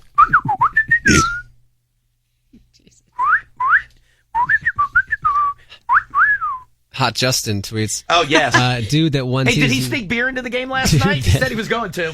Dude that won season 2 of Ink Master lived in my town and did all the work for my friends. Dude, that's awesome. I think the guy's name was Teft. That's awesome. I love the idea. I really do. Hi, Elliot in the morning. Steve Teft. Hey, Elliot, it's Galen. Oh, Galen, how are you? Good, how are you? Oh, God. What am I getting out of you? No, I was just saying that I've always wanted to do this. Like, I really have. Like, I have always wanted to go to a really, like, even, like, just an artist that I admired their work. Wait, do you have any tattoos? I have 2 small ones. What do you got? I have, well, they're both from when I was 18, so, I mean, they're a little lame, but I have an infinity symbol on my wrist. A who symbol? Infinity. I don't even know what that is. The sideways 8. Oh, I know what that is. Okay. Yeah, and I have half of the yin-yang symbol behind my ear, and my best friend has the other half. Oh, that's kind of cool. So that's what we have. But anyway, you were saying... I've always wanted to do this, and I wanted to, like, go and maybe tell, like, the artist, like, a couple things about myself, and then they get to choose, like, based on what they know about me at that point.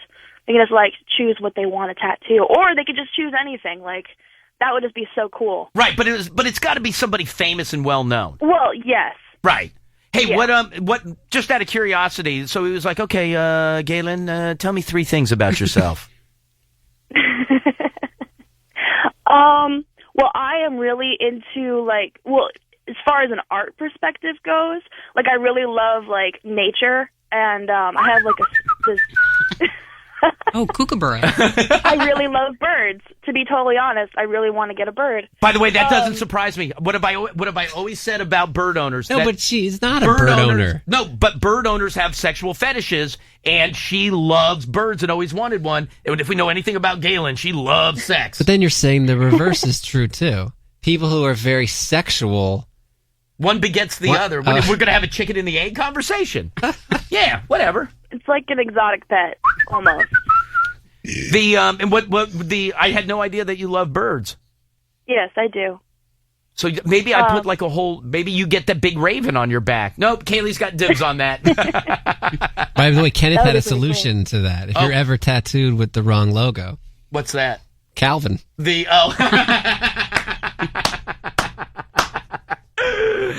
are you going to any crazy S&M parties this weekend? Not this weekend. I went a couple weekends ago to a friend's. Maybe it was last weekend. I can't remember.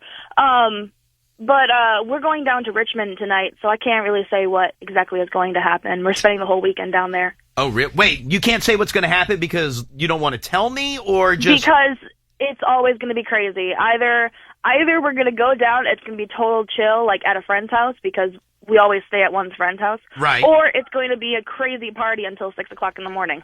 Oh, is this like where you end up in a hot tub and somebody sets your back on fire? Not quite like that. They don't have a hot tub. Oh, but they do have fire. All right, Galen, I appreciate it. Thank you, honey. Yeah, thanks. Have a good weekend. You too. My life is so boring. I know. It's horrible. I love it. Woo, catching up on TiVo. Hi, Elliot in the morning. Hello? Yeah, hi, who's this? Hey, my name's Sammy. Hey, Sammy. Oh, and then remind me dogs. Wait, hold on 1 second. Oh, okay. Whoa, look at that. That's the one that, Halo from Black Lotus. He did that kookaburra.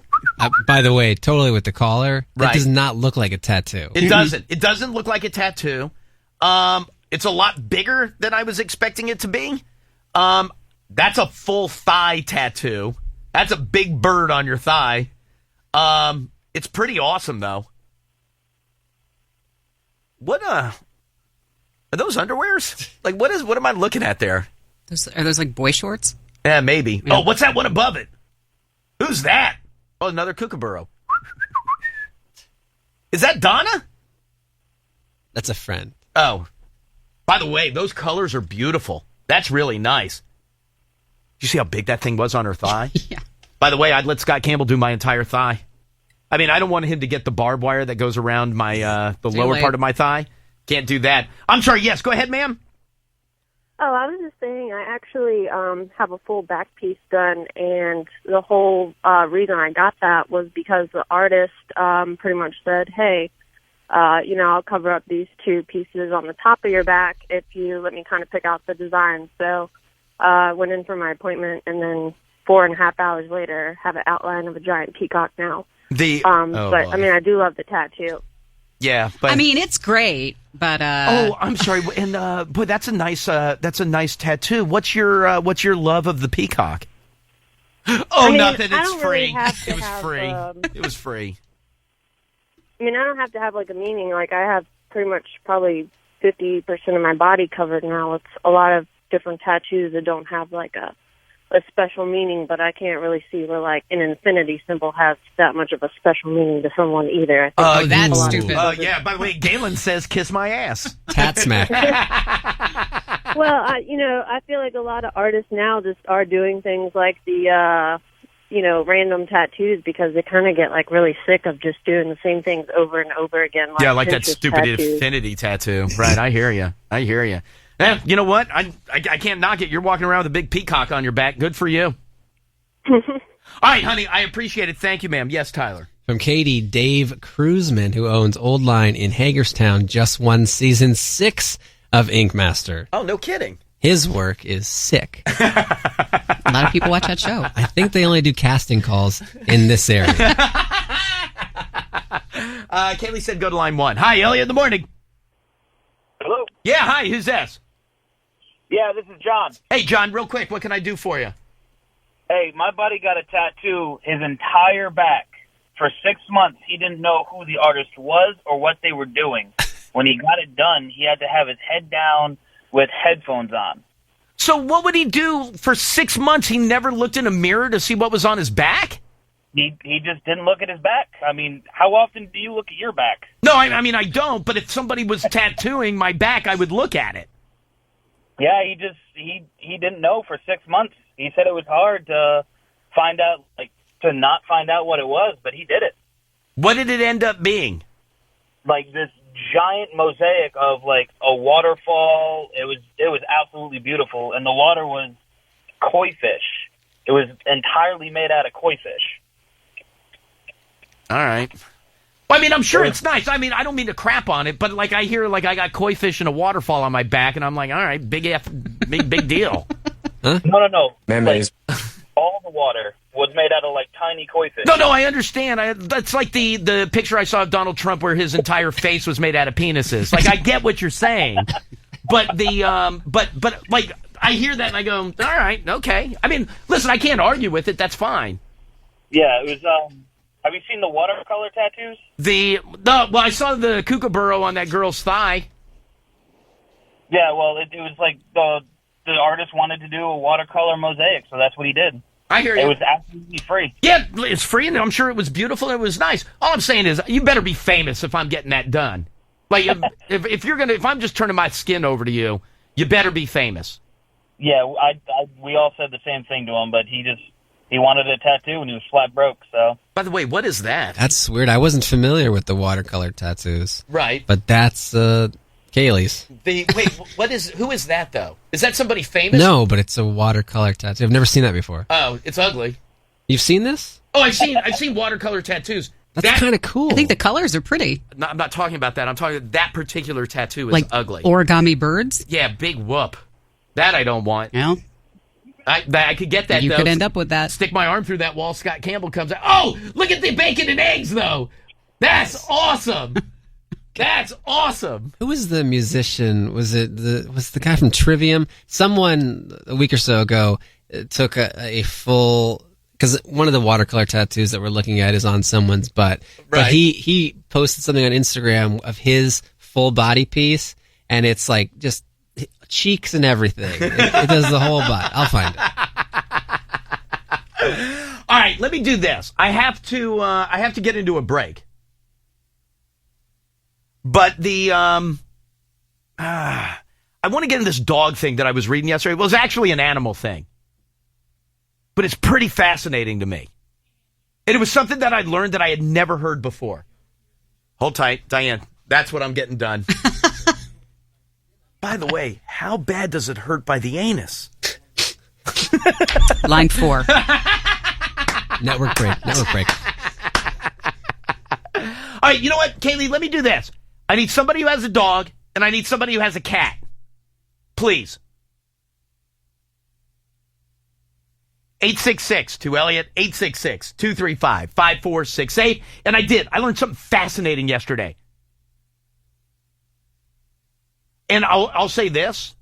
What I learned, people are now, and it used to be very, very common. Very, very common. And then it all changed, but people are starting to go back to what it was in terms of dealing with, like, their pets. With dogs and cats and stuff.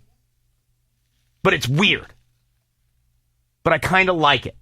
Anyway, I'll explain. I need a dog owner and I need a cat owner, please. 866 to Elliot, 866-235-5468. Elliot in the morning. Hi, Elliot in the morning. Hey, how's it going? Good. Who is this? This is Joey. Hey, Joey, how are you, sir? I'm doing well. I heard you needed a dog owner. I do need a dog owner. I'm assuming that you have one then. Yes, I have several. Oh, very good. Breed doesn't matter, but what do you have? Currently staying with me, I have a half boxer, half black lab. Oh, that's cool. Good for you. Now, let me ask you this. Does the dog have a name? Yes, her name is Lily. Lily. Okay. And I'm sure you chose that for a reason? She actually chose it. I sat down with a list of names, and I went through when she was a puppy, and I said Lily, and she got all excited. So Lily it was. You know what? That's pretty cool. That's pretty cool. Good for you. And now, all right, very good. Very good. I expected that when I asked that the dog would have a name. All right, very good. Thank you, sir. Have a good weekend. All right, thank you. You got it. Hi, Elliot in the morning. Hi, is it me? Yeah, hi. Who are you? Hi, my name is Lauren. Yes, Lauren, and you own something? I have a cat. You have a cat, right. And just one? I'm sorry? Just one? Yeah, just one. She's about a year and a half old now. Right, and does it have a name? Yeah, her name is Tonks. Who? Tonks, like Tonks. It's a Harry Potter character. Loser. That was audible. Tonks. Whatever. Tonks. Yeah. It's Nymphadora Tonks. You know what? That made it better. No, that's fine. That's fine. Listen, everybody. But I expected that the cat would have a name when I asked for you to call me. Oh, yeah, definitely. Right. Well, why do you say definitely? Because don't all animals have names? That's the thing. That's the thing that I was reading yesterday. And people are going back to it. People haven't been naming animals that long. No? And now there's a push. I shouldn't say there's a push like the ASPCA is coming out. But now there is kind of a trend to go back to your pets not having names. That's ridiculous. Why is that ridiculous, you Fedora Tunks? Because what am I supposed to call her then? Like, to get her to come into the room or follow me wherever I want. I call her name and she comes. Right, but why couldn't you just, for example, when we had our 5 and 6 cats, they, I didn't walk around calling them, but I'll use my dogs, for example, right? Why couldn't I just say, come, and the dog would come, and say, sit, and the dog would sit?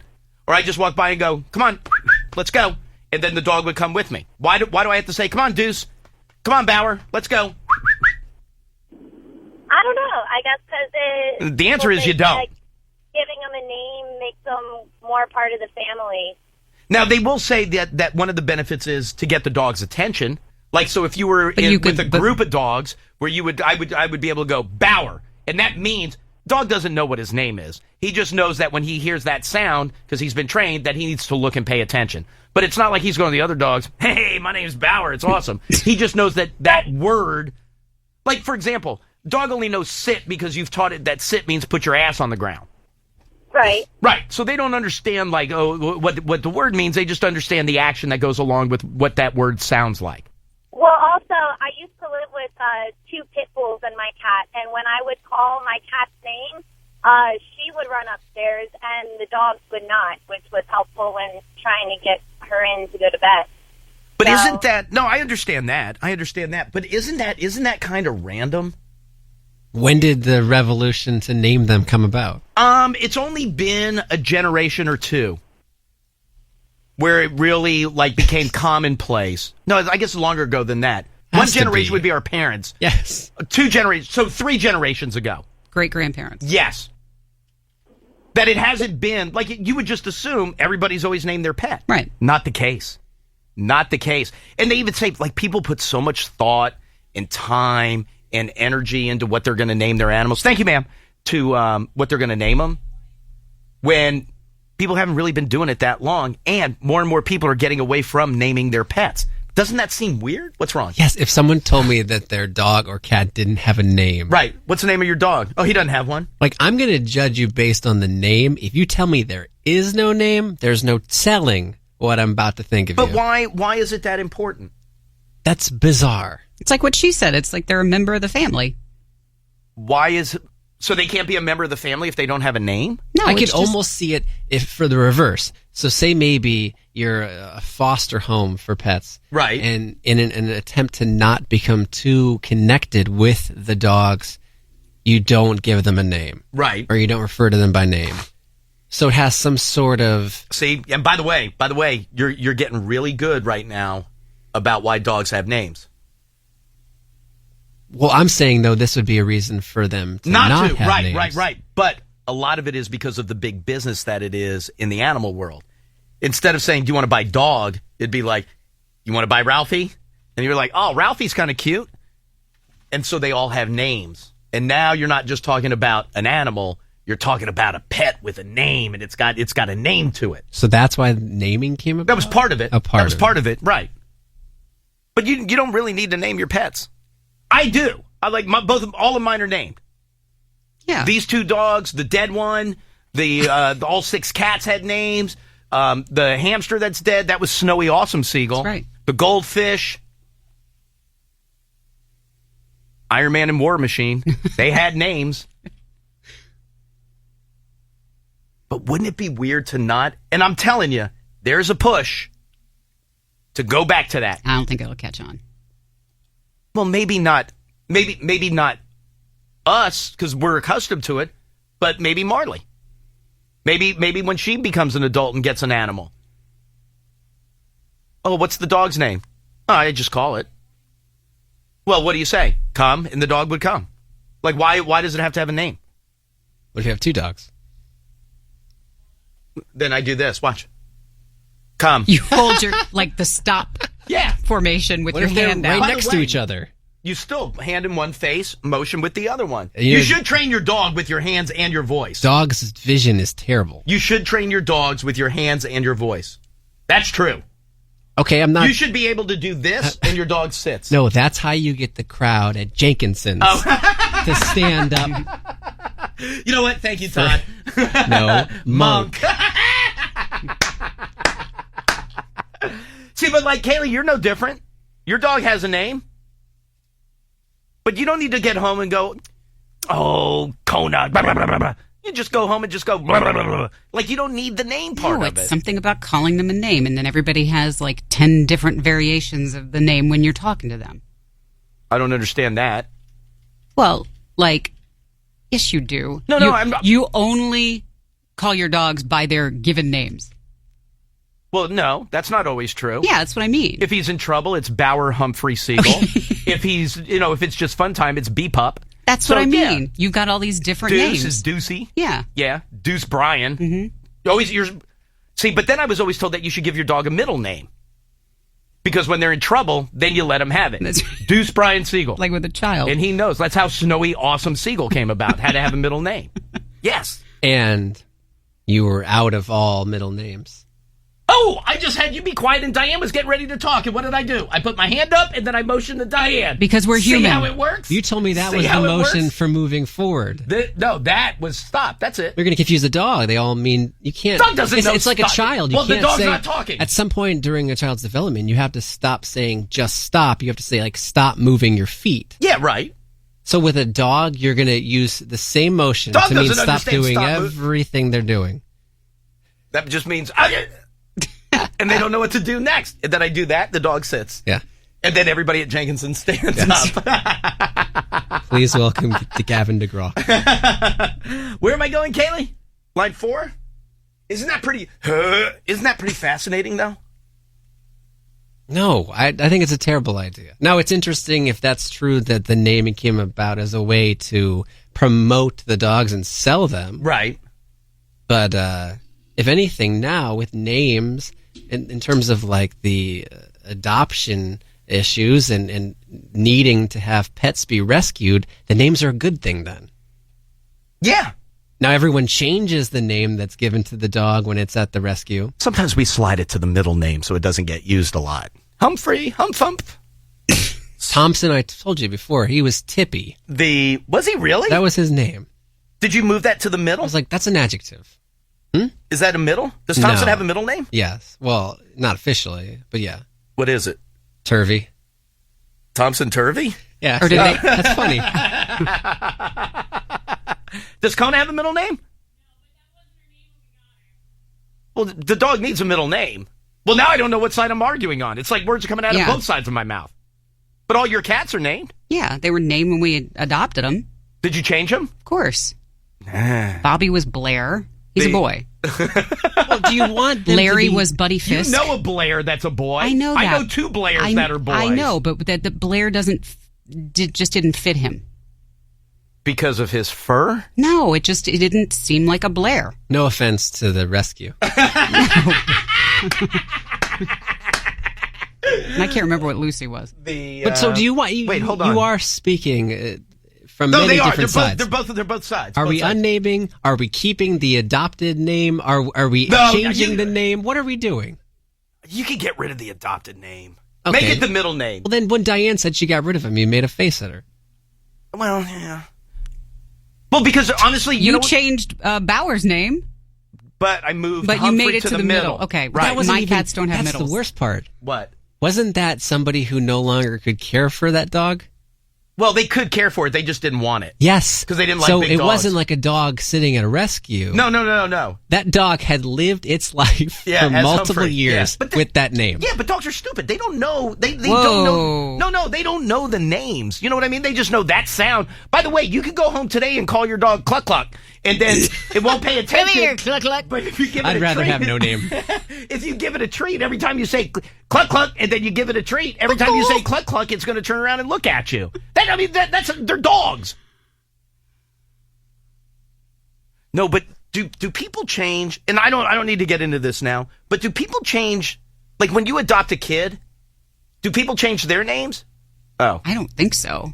So like my brother, R.I.P. But my brother was David before we adopted. Like my parents didn't name him David.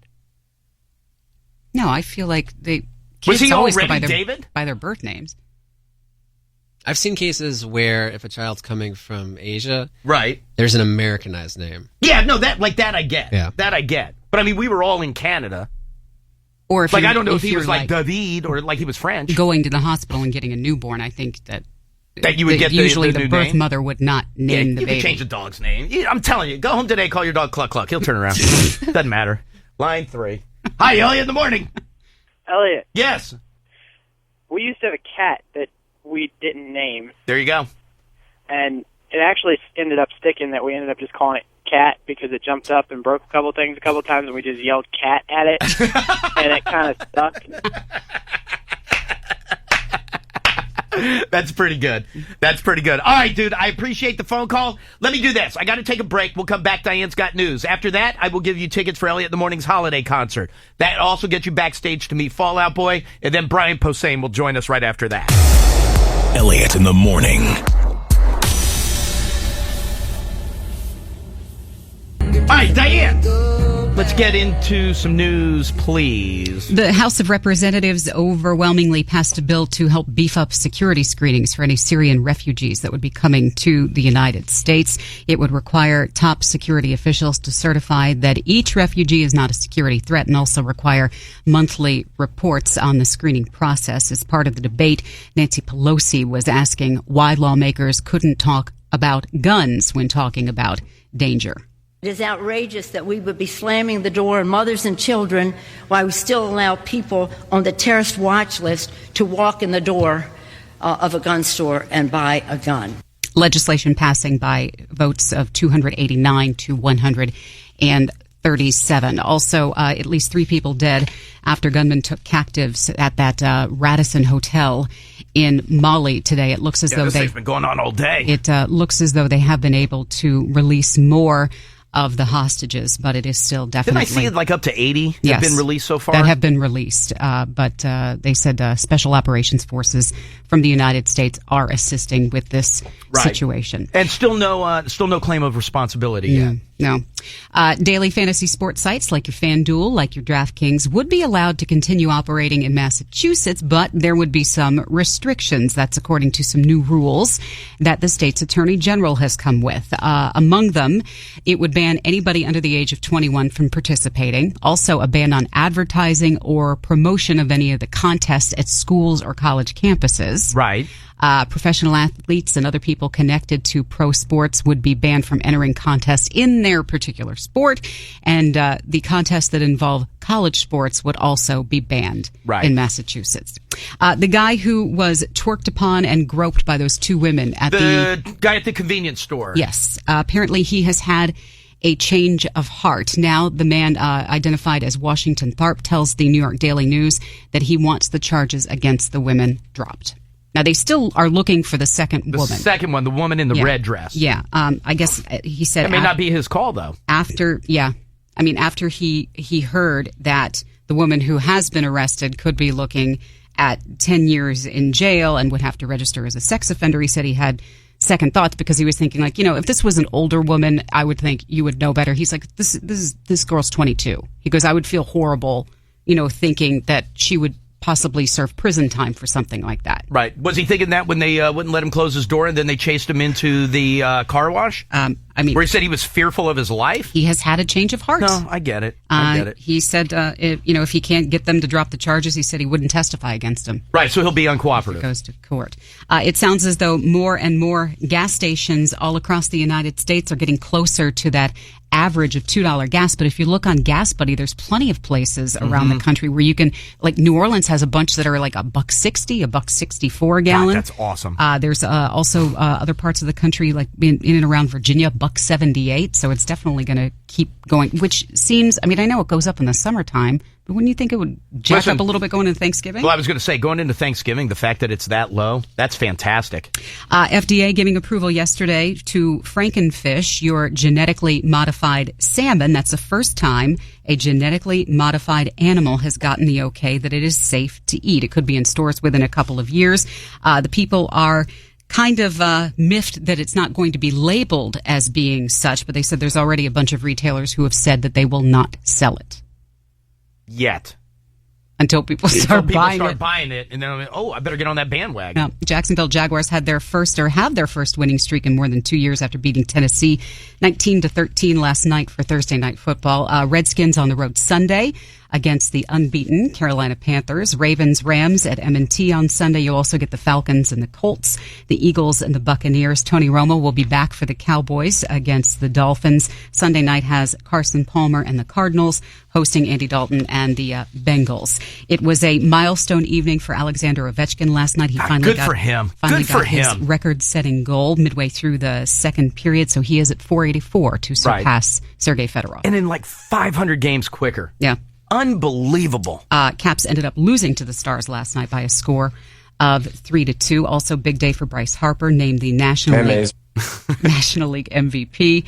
Josh Donaldson from the Blue Jays, winner on the American League side. Wizards are in Detroit to play the Pistons on Saturday night. Sunday, it's the Sprint Cup Championship race from Homestead Miami Speedway. It is down to 4. Jeff Gordon, Kevin Harvick, Martin Truex Jr., and Kyle Busch to win it all. That is a look at news and sports. He is at the Arlington Draft House tonight and tomorrow night. 2 shows each night. Go to arlingtondrafthouse.com to get your tickets. Please welcome Mr. Brian Posehn. Hello, sir. Hey, man. How are you? I am well, thank you. How are you? I'm doing all right. You're busy right now. I am. You're really, really busy. Well, what's happened is a couple of things I did a while ago all came out at one time. It's kind of crazy. Well, I was going to say, is that good or does that No, suck? It's cool. It's really cool. Well, it's to get my name out there, and then people go, oh, yeah, that guy again. Okay, come on. We are well beyond the, that guy. No, with comedy, you kind of got to stay in everybody's face a little bit. See, but I guess the counter-argument to that would be as if it were... Well, I mean, it's hard to say that because with comedy, like, you're out all the time. I am. Yeah. You're always going. Although, didn't I just read something not too long ago that a couple years from now, I don't want to call it semi-retirement, but you're not going to be out like pounding all the time. That's what I'm working towards. That's kind of why I do have a movie coming out and why I am, the Netflix show with Bob and David and all this other stuff. I mean, I love stand-up, but as a almost 50-year-old man, it would be nice to be doing something else in a little while, Yeah, but isn't there... But, I mean, you'll never stop. I will never stop, but just my schedule has been really crazy for the last couple of years. Right. And then I'm a dad, too, and part of that is I want to get home and be around my kid while he's becoming this person, you want to see family. Yeah, I know, it sounds corny, but I like my kid. Some comics want to get away from their kids. My kid's pretty awesome, so I want to get home. No, but I was going to say, I feel like as they, and kind of like you alluded to, as they get older, like I could see like during the infant time where it would be like, all right, whatever. I wasn't missing much. Right. But now there's new stuff every week, and I do feel like I'm missing stuff when I'm gone as much as I am. But you were saying you'll never stop doing stand-up. No, just my schedule was really crazy, and I'd love to pull back a little bit and then play the clubs where I really want to be. Come to places like this still, right? But maybe I won't be in Grand Rapids, Michigan, or a place in Florida I hate. You know what I mean? Like, all right, I don't have to go to some of those places. I know the place in Grand Rapids that you hate. The club? Yeah. You do? I think I do. Is it Mr. Grins? Yeah. Well, no, he's a doctor. Oh, I'm sorry, Dr. Grimm. Dr. Grimm's, sorry. You know what? no. God damn it, I earned that. He went to college for 8 years to run a terrible comedy club. He received a doctorate in being terrible. But what is it? Is the audience not good, or is it just that was one experience, but I don't need to ever do that again. You know what I mean? It was and it was poorly run. Well, some clubs, but can't you go instead? You know what? Instead of going to Dr. Grimm's, F you, I'm going to go over to. Oh, well, I don't know I did another thing in Grand Rapids. I shouldn't crap on entire towns, but sometimes I do, and it's in the morning. So anyway, but I mean, my point is, there's places like the Arlington Draft House that are well run, and run by people that love comedy, and those places I want to still do, right. And then rock clubs I love doing too. But comedy clubs, if you don't love comedy, if you'd rather be at TGI Fridays, then go ahead, but I won't come to you anymore. Right. I don't want to play a place that just wants to sell drinks. Right. I want to play a place that loves comedy and respects me, respects my friends that I bring with me on the road. Right. You know, and that's where I want to be. I don't want to, especially at my age, I just don't want to be in a place where it's run by like an 18-year-old kid that should be running, like a Chili's or something. What if it's an 18-year-old kid who that's a different story. Who absolutely loves comedy? That's a different story, and there are places like that. There's a place in Bloomington that's run by a dude who he opened up his own place, put out his own money because he loves like Maria Bamford and Andy Kindler and my friends. Did he really? Yeah. It's that's impressive, and it's doing well. It's it's called the Comedy Attic. And it's one of those places where I will go back to because it's a dude that loves what he does. Now, let me ask you this: if Colleen wasn't sitting right there, would you still be saying fond things about? Absolutely. Okay. All right. Yeah, it's one of those places. They made it on my list, and they continue to treat me well. On your they list. continue. Right. So once you're into semi on the road retirement, DC will still be a place that you absolutely. come. Yeah. That's awesome. But I feel like whenever you come here, you do very well here. I do. Well, you do very well everywhere at this point. Yeah. I have some places where I don't draw. I don't know. There's some clubs. I don't want to throw too many people under the bus during this segment. Yeah, no, I understand. Although I am dying to know what the hell happened in Florida. Like, I feel like you just axed out an entire state. Forget a city. No, I'll go back to Florida, but to rock clubs. I'm not going to go back and do any of the full-time comedy clubs because there aren't any that I love there. There just aren't, There's a big chain, and I don't love that big chain anymore. Right. So I don't feel like I owe them anything anymore either. So right. But now, like when you go in and do a rock club, and I feel like everybody knows that you're a massive metal guy, massive metal guy. But is it you still go in and you're still doing your stand-up? You're just doing it in kind of a different venue, if you will. More intimate. Right. And cooler, and it's more my fans. You're doing one show, you're doing 300, 400 people, and bang them out all in one night, as opposed to being at a comedy club for 5 shows, where it's your fans, but it's also other people with their arms crossed who just saw the light outside that said comedy. Right. And I don't need to do that anymore.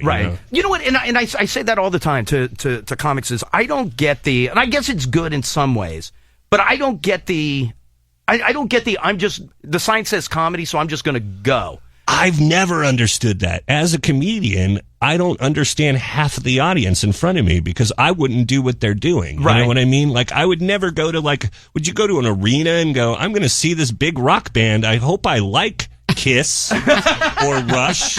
Never heard of them, but I hope I enjoy this. Would you ever do that? Or would you go to like a hockey game and go, I hope I enjoy I don't know what the hell's teams. going on, but you know what I mean? The answer is it's a little different. Well, maybe it's a little different, but if you like the sport, no. But I totally get. But here's what I was going to say. Where I feel like I kick myself in the ass a little bit is I bet that there are, and I would almost look at it at an opener, but I guess you guys call them like feature or whatever it is.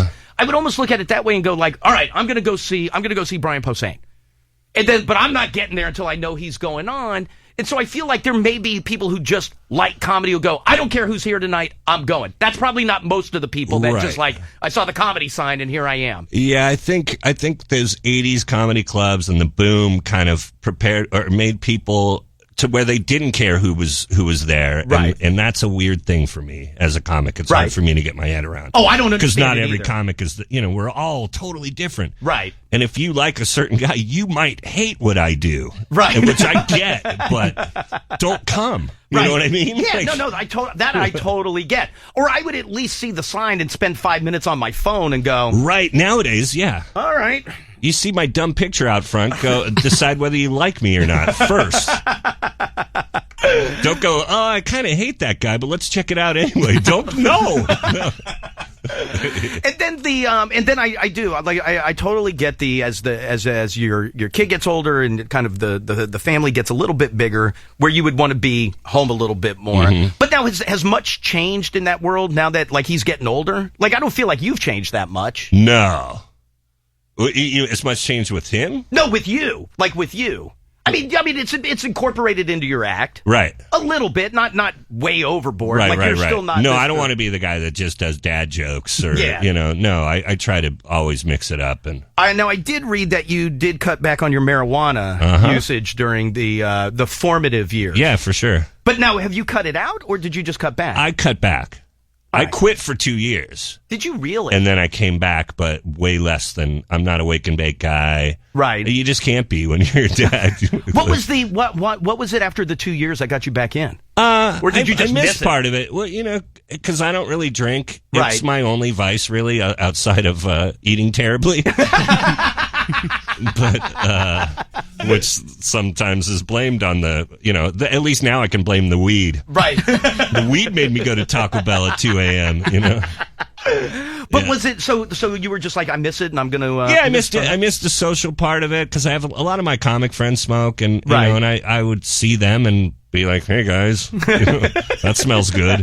There was a little bit of that in the 2 years that I didn't do it, and I also felt like it wasn't like something I had to quit. Like with addiction, right?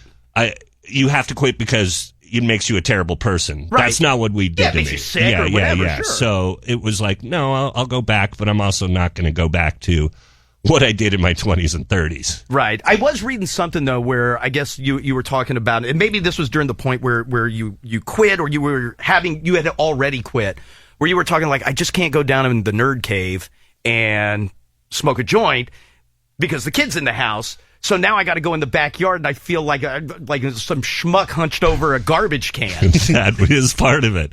I've gotten over that. Okay. I like my backyard. My backyard's beautiful, so I will go back and enjoy nature and stay away from the garbage can. Yeah. By the way, I was in reading about that though. I guess it's like your area, the nerd cave, dude. It sounds awesome.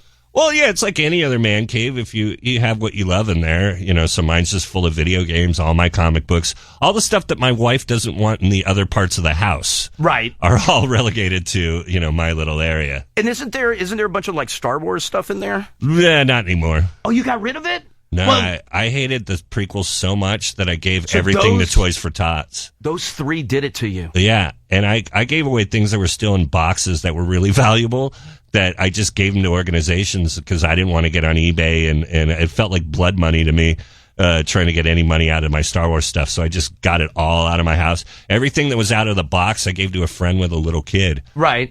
But the stuff that was still in boxes I just gave to organizations. But even though you loved the first three that much, the second three were bad to you? Yeah. I'm Wow. that kind of a nerd, dude. I have some problems. OCD. There's a couple other things going on in my crazy brain, but there was things where I just wanted it out of the house. But now my kid kind of likes Star Wars, so it's coming back in. Right. And people are buying him stuff, so I've kind of gotten over it. I can't be that curmudgeon around him. Right. He But now knows I hate those three. Right. And he hasn't even seen them, but See, he's that's watched what the I was just going to originals. ask you, because how old is your kid? He's 6. Okay, so I've got an 11 and 9, but it started much earlier. Yeah. Where they've watched all 6 of them. By the way, they're jonesing for the new one to come out. But it's like, even if I told them like I hate that, they would be like, yeah, whatever, we're watching it. He's young enough to where he still wants to be like me, so he says, those three are bad out. too. He doesn't even want to see him. He hasn't seen them yet. He's only seen the good ones. Wait, so will you go next month? Oh yeah, absolutely. But so I now want that J.J. Abrams is in, you're in. Yeah, I'm not a huge fan of his work, but anybody's going to be better than the old man. The old man lost his touch a long time ago, and shouldn't be allowed to even touch things with the word Star and Wars next to it. Keep him away. So I'm also saying, and this is a guess, you don't like the Disney tie-in either? I don't mind the Disney tie-in. Oh, really? No, because they did so well with Marvel that I'm giving them a lot of credit. Like, good for you. I love the Avengers movies, and I love what they've fantastic. done. And I like all the other ones. I like the Thor, and I like Captain America. And I feel like they're doing well with those. Right? Would you like them as much if you weren't such a big comic book dude? Those movies? Yeah. Because I'll tell you, I think I would, because they're well-made movies. Because I have zero, and I don't mean this to be offensive to you. Uh-huh. I have zero interest in comics. Like I never read, and I know that you do a ton of comic book stuff. So that's fine. Right. Yeah, no, I'm not trying to offend. Right. But like I never looked at like Marvel comic books or anything like that. So I only saw the movies as just movies. Right. They're fantastic. I like them on both levels. I like them as just a moviegoer, but as a Marvel fan, they're getting it right, and it's really cool to see. So now will you be invited to like some kind of like celebrity Star Wars thing? I don't know. I think I've crapped on it so much. I got invited once to go up to Lucas's ranch, and I was like, "Do you guys know who I am? Like, have you heard the jokes I've done?" I dedicated a lot of time. My last 3 comedy albums have had bits about how much I hate Star Wars. Star Wars, yeah. Did you go? I did a thing up there. But I was worried the whole day that like somebody was going to tap me on the shoulder and it was going to be a stormtrooper, just take me away and you'd never see me again. Was it pretty cool though? It was cool. Yeah, the ranch is really great. I didn't get to see everything, but I saw this library and I saw Lucas's office and I wanted to go in and kick things over. Write a post-it, stop sucking. I love though that you would. I feel like there would be like some kind of celebrity thing for you guys. I think so. Yeah. I mean, I haven't looked into it. I don't ask my agent ever to get me on those lists, but that should be one that I would maybe try to bring the kid to. Yeah.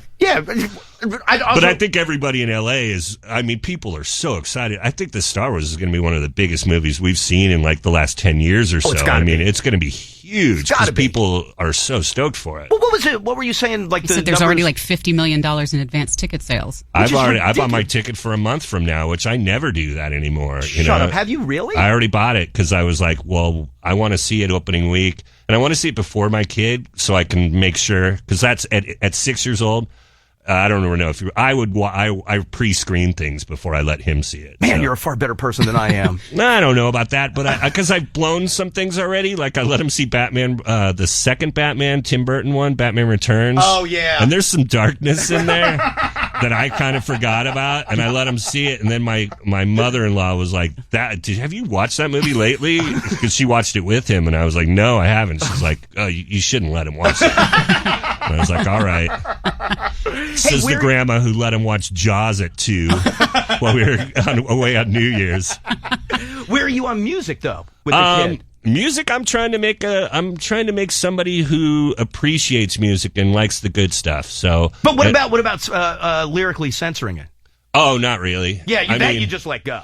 We have Sirius on all the time, so they'll play Guns N' Roses songs with cuss words, and my wife and I usually know where it is, so we'll talk over or cough or or turn the volume down, and we do that kind of thing.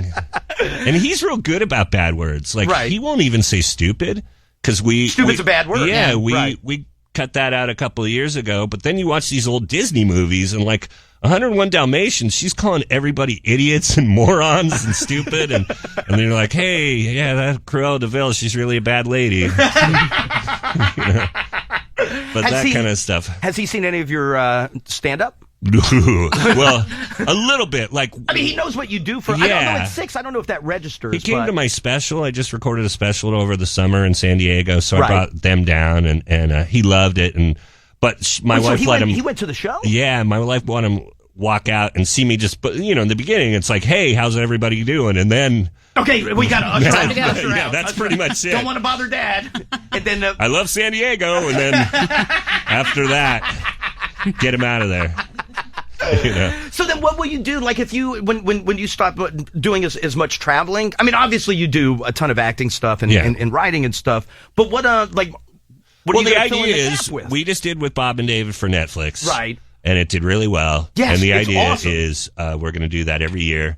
while Bob's doing other stuff. He's got Better Call Saul. Sure. And so he'll do Better Call Saul, and then it'll end, and we'll go back and do more. Right. And we plan to do that for the next couple of years. I mean, that's what I'd really love to do. I'm producing it with them. Right. And I do well enough there, so that can be kind of my nut for the year. And Right. then I'll go out and do some stand-up. And I've got some book things I want to do. I've got serious stuff I want to do. I want to write a dime bag book. Right. From dude, Pantera. that would be awesome. I want to write it with his wife. I've talked to her. There's Right. things like that where I need to be home for several months at a time. I can't be going out on the weekends because I just won't be able to get those projects done. Right. And so I'm trying to. I've got a couple of things on my plate. And that isn't the podcast also coming to an I end? just quit because I'm going to go back probably at some point. But when I'm home, it was really cutting into my when I am out on the road and then I'm only home for 3 nights. Right. And then I we don't got want to to go play do my Dungeons and podcast. Dragons, so Yeah. come on, everybody. And it stopped being fun. And Dungeons and Dragons should never be not fun. You know what I mean? Right. By the way, when did you do D&D as a kid and then follow it all the way through?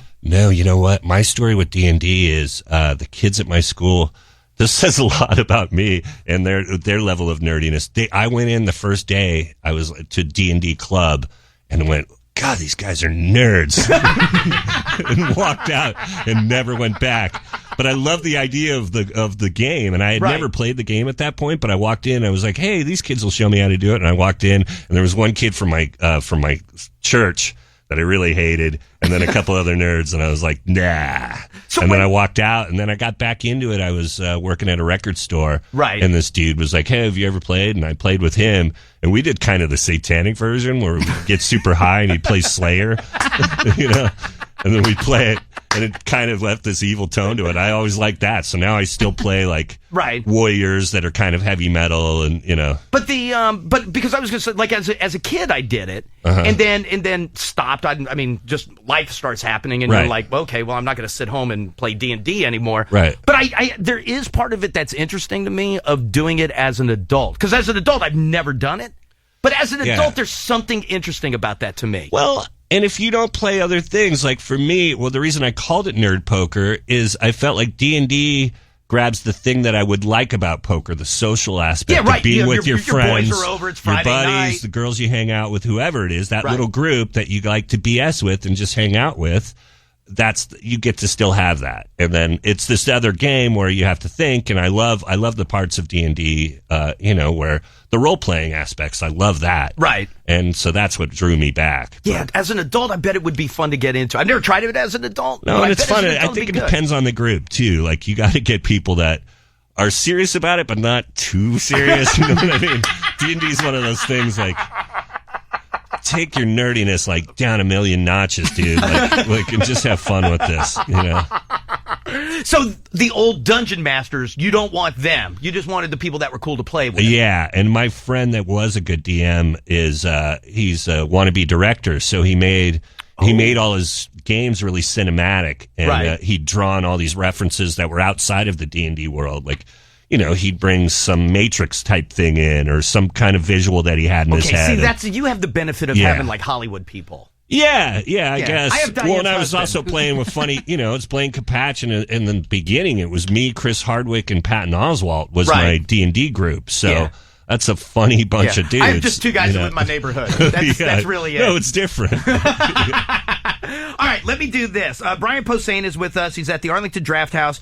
2 shows tonight, 2 shows tomorrow night. Go to arlingtondrafthouse.com to get your tickets. Let me take a quick break. More with Brian Posehn next. Elliot. 2 shows each night. Go to arlingtondrafthouse.com to get your tickets. A couple of other things. I want to go back to, you mentioned with Bob and David being on Netflix. Why? By the way, I apologize. I've only seen 3 of the 4. Oh, that's cool. But why so few? Well, we only had that much time. Those guys, they paid us to start writing out of their own pocket, and we didn't even know where we were going to be.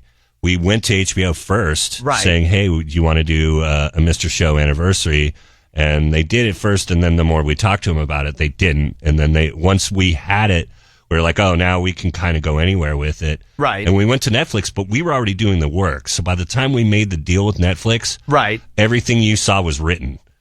We had already done, but we only had like 2 months to produce it before Bob had to go back to do Better Call Saul. Right. And David had to go back to England to do his show. Right. So that's why we only did 4 episodes, really. And then the next year, we'd love to do more. We'd love to do 6. And like, there's a bunch of different reasons. Like, to be eligible for Emmys, you have to do more anyway. So this year, we won't even be eligible. It's so good, though. It came out great, and we're all really proud of it. And the thing that we most realize is we missed that. We all the writers in the room missed being together and writing that style of comedy. Right. And it's something that we're all really good at, and you know. Well, that's what. Well, first of all, is HBO kicking themselves now that they see? Who what knows? It is? But I hope they are. Yeah, I really do. I hope that why didn't we pull the trigger? It wouldn't have. I mean, we're not Game of Thrones money. Believe me. You know what I mean? We're not. Like, you watch that show, you could see it can be done on a real low budget. I mean, that was in the original show. We would run around LA stealing shots. Like, we would go in like some of the live stuff that we did where we'd be on the streets. Pre-tape stuff. We would just pull up, jump out of a van and shoot a thing, go stand over there, and we'd run over before cops came with, to see our permits or whatever. That's hysterical. I mean, we did a lot of that back in the day. By the way, and I can't think of the name of it. The cooking segment one. Shark Kitchen. Yeah, hysterical. Oh, thank you. That's great. I love the. That was totally me because I watch Chopped so much. Oh, really? Yeah, it makes me angry. Half of the stuff we write is us coming into a room going, I hate this. Right. And then we'll write a sketch about how much we hate that thing. So who hates the know your rights, the flex rights? Well, that was kind of all of us going, but that was really a David idea. Right. Yeah, he was like, have you seen these idiots? And I'm like, oh, yeah, it's so irritating. These guys that do their own little... Right, you just hang it out the window. I don't have to talk to you and the whole thing. Yeah, that whole thing. And but it just that bit sort of wrote itself. When it gets to the end, and I don't want to give it away if anybody hasn't seen it, but when it finally hits the breaking point, and it cuts to just in the car, you're like, holy crap, here we go. Right. Yeah. Hey, was it easy? I don't know if easier is the right word, but so it's 20 years later, and you guys decide you're going to do this. Yeah. Was it easier to do? Absolutely, because there weren't the old agendas in the room. There weren't people, like, I didn't go in going, I'm going to try to get 1 million pieces in, and that's what it used to be like, and where you were kind of fighting for your own thing. Right. Now we just like funny, and I didn't have anything against anybody else in the room. Right. And nobody else did. I at least from my perspective, because when I was a lot younger, I was pretty cocky. And at Mr. Show, I was, yeah, because I thought I was the funniest guy around. I really did. And then those guys proved to me I wasn't. But I still felt I was funnier than other dudes in the room. Right. And that doesn't exist anymore. I don't have any animosity, and those guys don't towards any of us anymore. And there used to be weird little cliques, and there was none of that this time. Was there fighting back then? There absolutely was, yeah. And there was things where... It not always me, but I would hate a bit just because who wrote it, And really? Yeah, and it sounds petty, and it was. Right. But there was none of that this time. But I mean, you look at if you take all you guys now and look at it 20 years later, I mean, that's a pretty creative group of guys. Oh, that yeah. went on and did well, really that's the way I look at well. it now. Now I know these guys are all funny. We've all earned it. Right. And we're all grown-ups now. And there's none of that 20-year-old. Right. Why were you just cocky with them, or was that just you in an angry general? Kid, dude. I was just, Were you really? Yeah.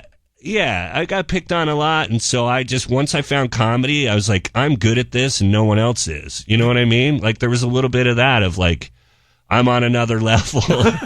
But you have to have a little bit of confidence. But I had probably too much. And I can recognize that about myself. And those guys probably, a couple of those guys probably hated me back then because I hated them. But now, do you think they kept you around because they realized that you were funny? Well, no, Bob and David didn't. Bob and David kept me around because they knew that even though I had some things, where they had to pull me back every once in a while, I was really funny. And then I was also good at being the comedy police. Right. I've always been the good guy in the room to go, yeah, Simpsons did that.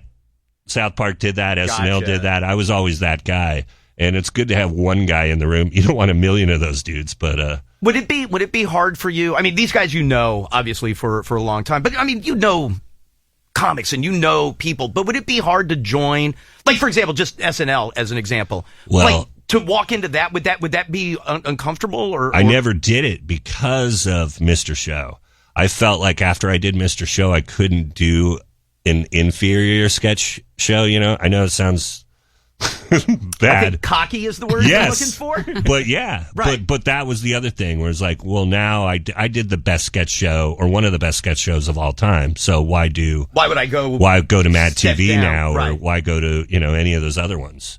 But there were other jobs, but I never fit in with the the sitcom stuff too. I tried to do that. I did Charlie Sheen sitcom a couple of years ago, right? And I was miserable. So miserable, just physically going in and doing it. Yeah, and then I was a little bit of the comedy police in that room, and they didn't love it. I'd be like, guys, this is so stupid. We can't do this joke.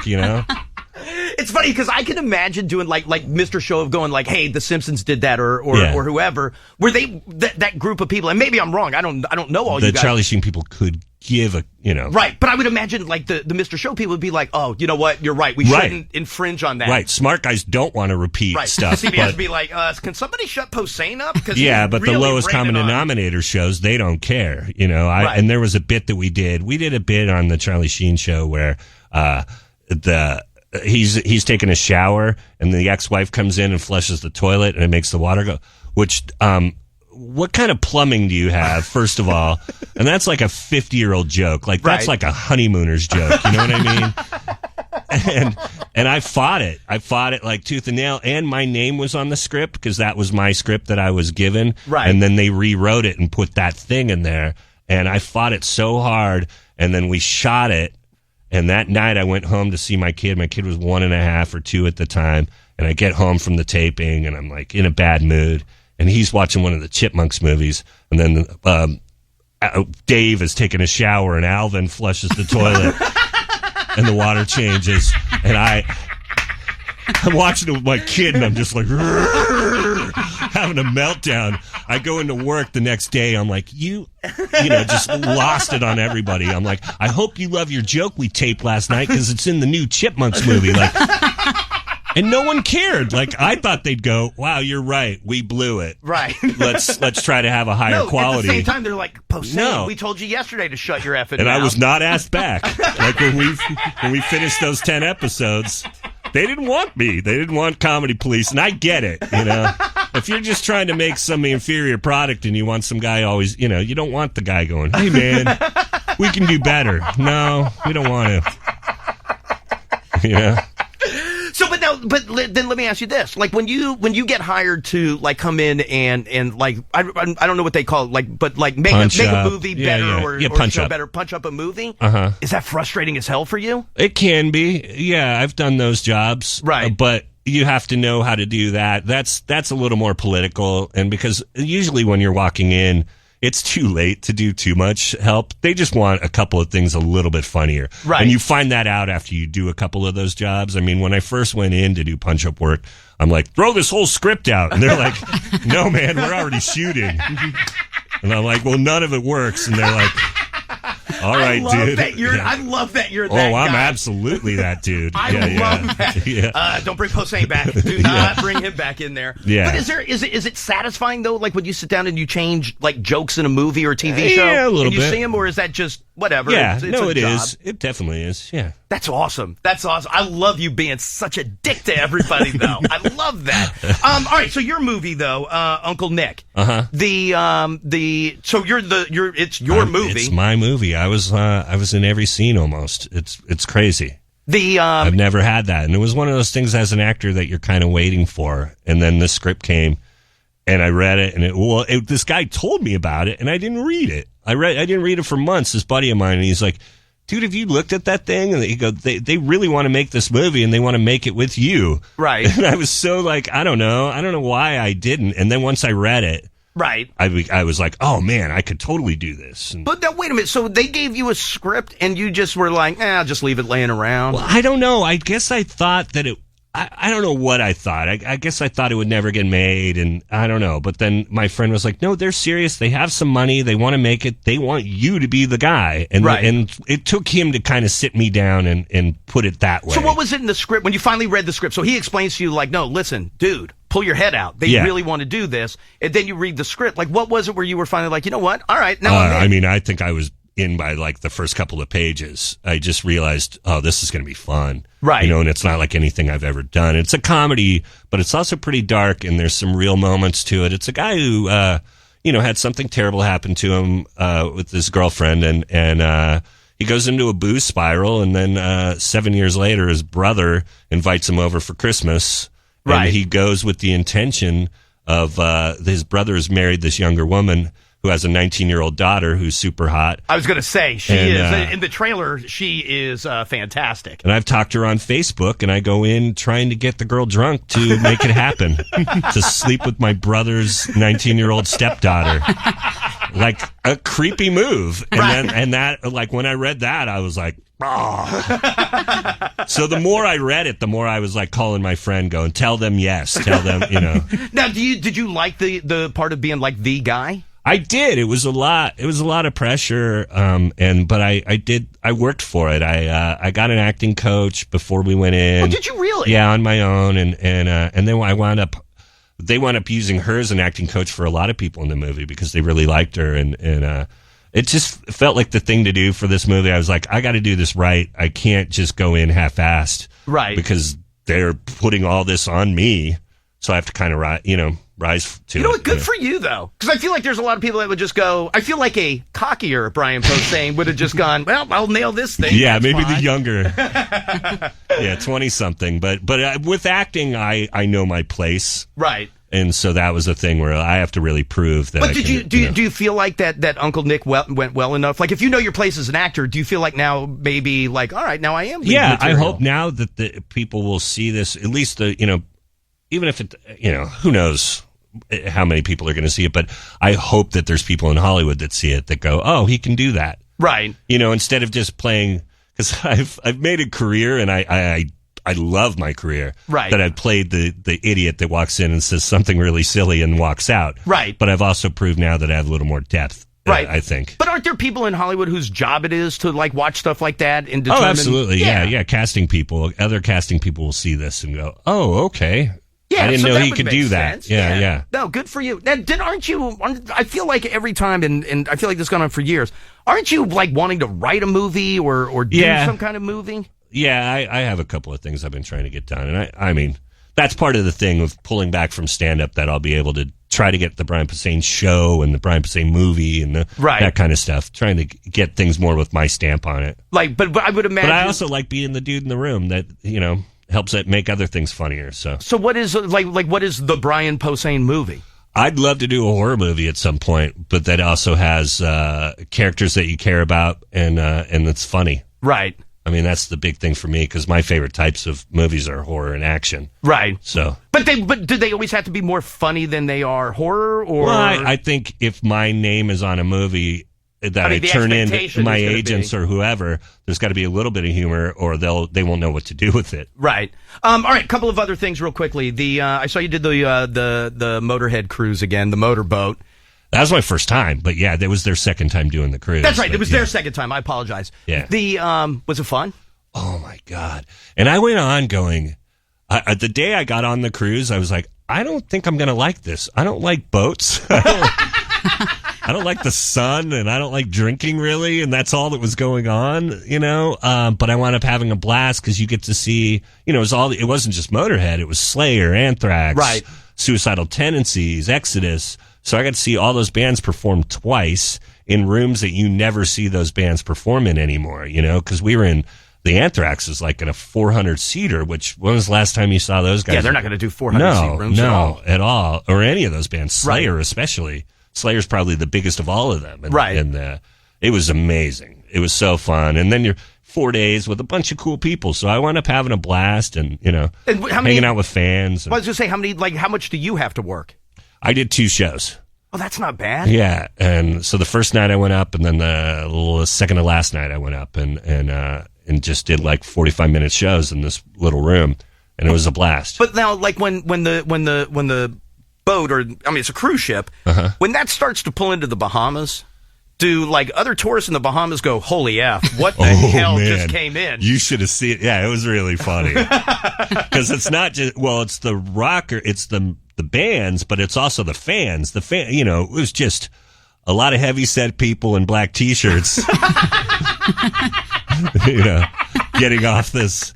There's a lot of piercings and tattoos and crazy colored hair. Yeah, and I was looking at the meet and greet of like the people that you were with, and I was like, all right. And then I'm trying to put myself as, those are my people, but like for me, those are the people I feel the most comfortable with, so I don't notice it. Right. But when we walked into like the Hilton on the Bahamas to use their pool, I felt like we were in the Blues Brothers. You know what I mean? Like everybody's like, looking at us, and because I was with all the Anthrax guys, and and they're all covered in tats. Yeah, sure. Yeah, that whole thing. I just imagine and it's the wrong stereotype to have, but you imagine the pool at the Hilton is just floating cigarette butts everywhere. And I know, after us. Yeah. No. I know it's not like that, but I imagine that would they had their kid with them, and we weren't that bad, but to these people, we walk in and just covered in tats. And so now will you go back? I would do it again. Yeah, it was fun. I've never done one of those like music cruises and stuff. I feel like it would be fun. I'd do one where it's like that, or like if Rush ever did one, I'd be on board in a second. Oh, you know what made me laugh is I saw you posted a picture of, I guess you were doing Legos with your kid, and you were talking about how you always like to incorporate a music lesson with it. Yeah, I do. And it was all like the Rush records Old lined up. Rush, yeah. So what, like, do you just sit down and go, all right, we'll work on this? Well, Rush was one it was one that I was waiting on. He's got a nice foundation of AC/DC and the Ramones and all these other bands. Right. And then Rush, he knows, is Daddy's favorite. But I didn't push it on him. Right. But now he's really wanting to check it out. And he's into deep cuts. Like, he was like, Daddy, can you play Xanadu again? I'm like, absolutely, I can play Xanadu again. So it's working out. But now, will you... There's going to be... When he's 16, I know he's going to go, Rush sucks. Exactly. No, I was gonna Comic say. books are stupid. Horror movies are for idiots. And I'm just going to go, what happened? But like that, will he... But wasn't it... When you took him to his first concert was Weird Al. Weird Al. Yeah, right. Yeah. Which is, I mean, obviously it's not metal. It's interesting. I mean, I like Weird Al. I love have Weird no Al. problems there at all. But... I just figure if your kid was going to go to his first show, I wasn't expecting it to be Weird Al. Well, yeah, I get that. But for me, it marries two worlds. It marries comedy and music, things that I love so much. And I always have been, I don't write a lot of parodies, but around the house, I change the lyrics to songs all the time. Right. And that was like one of the first things I did as a kid. My mom said that I was really into wordplay and song parodies and that kind of stuff. Right. And so I've kind of tried to get my kid into it, and it's working. Like, he writes his own songs, and Does he really? Yeah, he loves changing words, and he's really into I want to get my kids for a wordplay. while, and like you develop them. He's into puns and all that stuff, which is Puns? He's 6 years old. But that was my introduction to humor. Like, Was it really? The first thing I ever said was really dark. My mom was going out with this dude named Miles. And he was a scumbag, and he screwed my mom over, and I didn't know how bad, but I was 5 years old, and we were at breakfast with my mom's friends, and they were like, hey, what happened to Miles? And I was like, he's miles away by now. And they were like, whoa. And my mom had just gone through this terrible thing, but it also made her laugh. And so I realized, to me, that was like the introduction to gallows humor, a little bit of like, hey, let's cheer this situation up by making fun of it. And then also wordplay. That's hysterical. And wordplay's been a big thing for me my whole life. That's and so, great, though. Yeah, it's cool to see him already changing words around, and it's fun. It's awesome. And then the last thing, what the hell were you doing? I have a whole, not necessarily a fear of heights, but I have this thing where if I was up on something high, I have this desire. Oh, you saw the Magnum thing. Yeah, and there's a picture of you in the Magnum PI helicopter, but it's almost like your feet are like on these pegs outside the door. No. Out of the helicopter. Well, like it's all glass. You're in a glass bubble in the front. It's all glass. Oh, so. it looked wide open. No. Oh, okay. It was just. I was like, dude, what the hell is wrong with you? What do they call those boats that you? Like a submarine? No, the boats where you can look at Glass the bottom. bottom? Glass bottom. It was just a glass bottom helicopter. That's all it was. But yeah, it looks crazy. It looks like my feet are exposed. It looks like you're out of the helicopter. No. Okay. Then you're all But right. still, there's no way I could do that. Yeah, but still, you can see everything below you. If you had, there's no way anybody with a fear of heights could do that at all. Right. See, but it's not. I don't have a fear of heights, but I have this fear of being able to throw myself off of something. Right. So, like, I would have no problem being 50 stories up.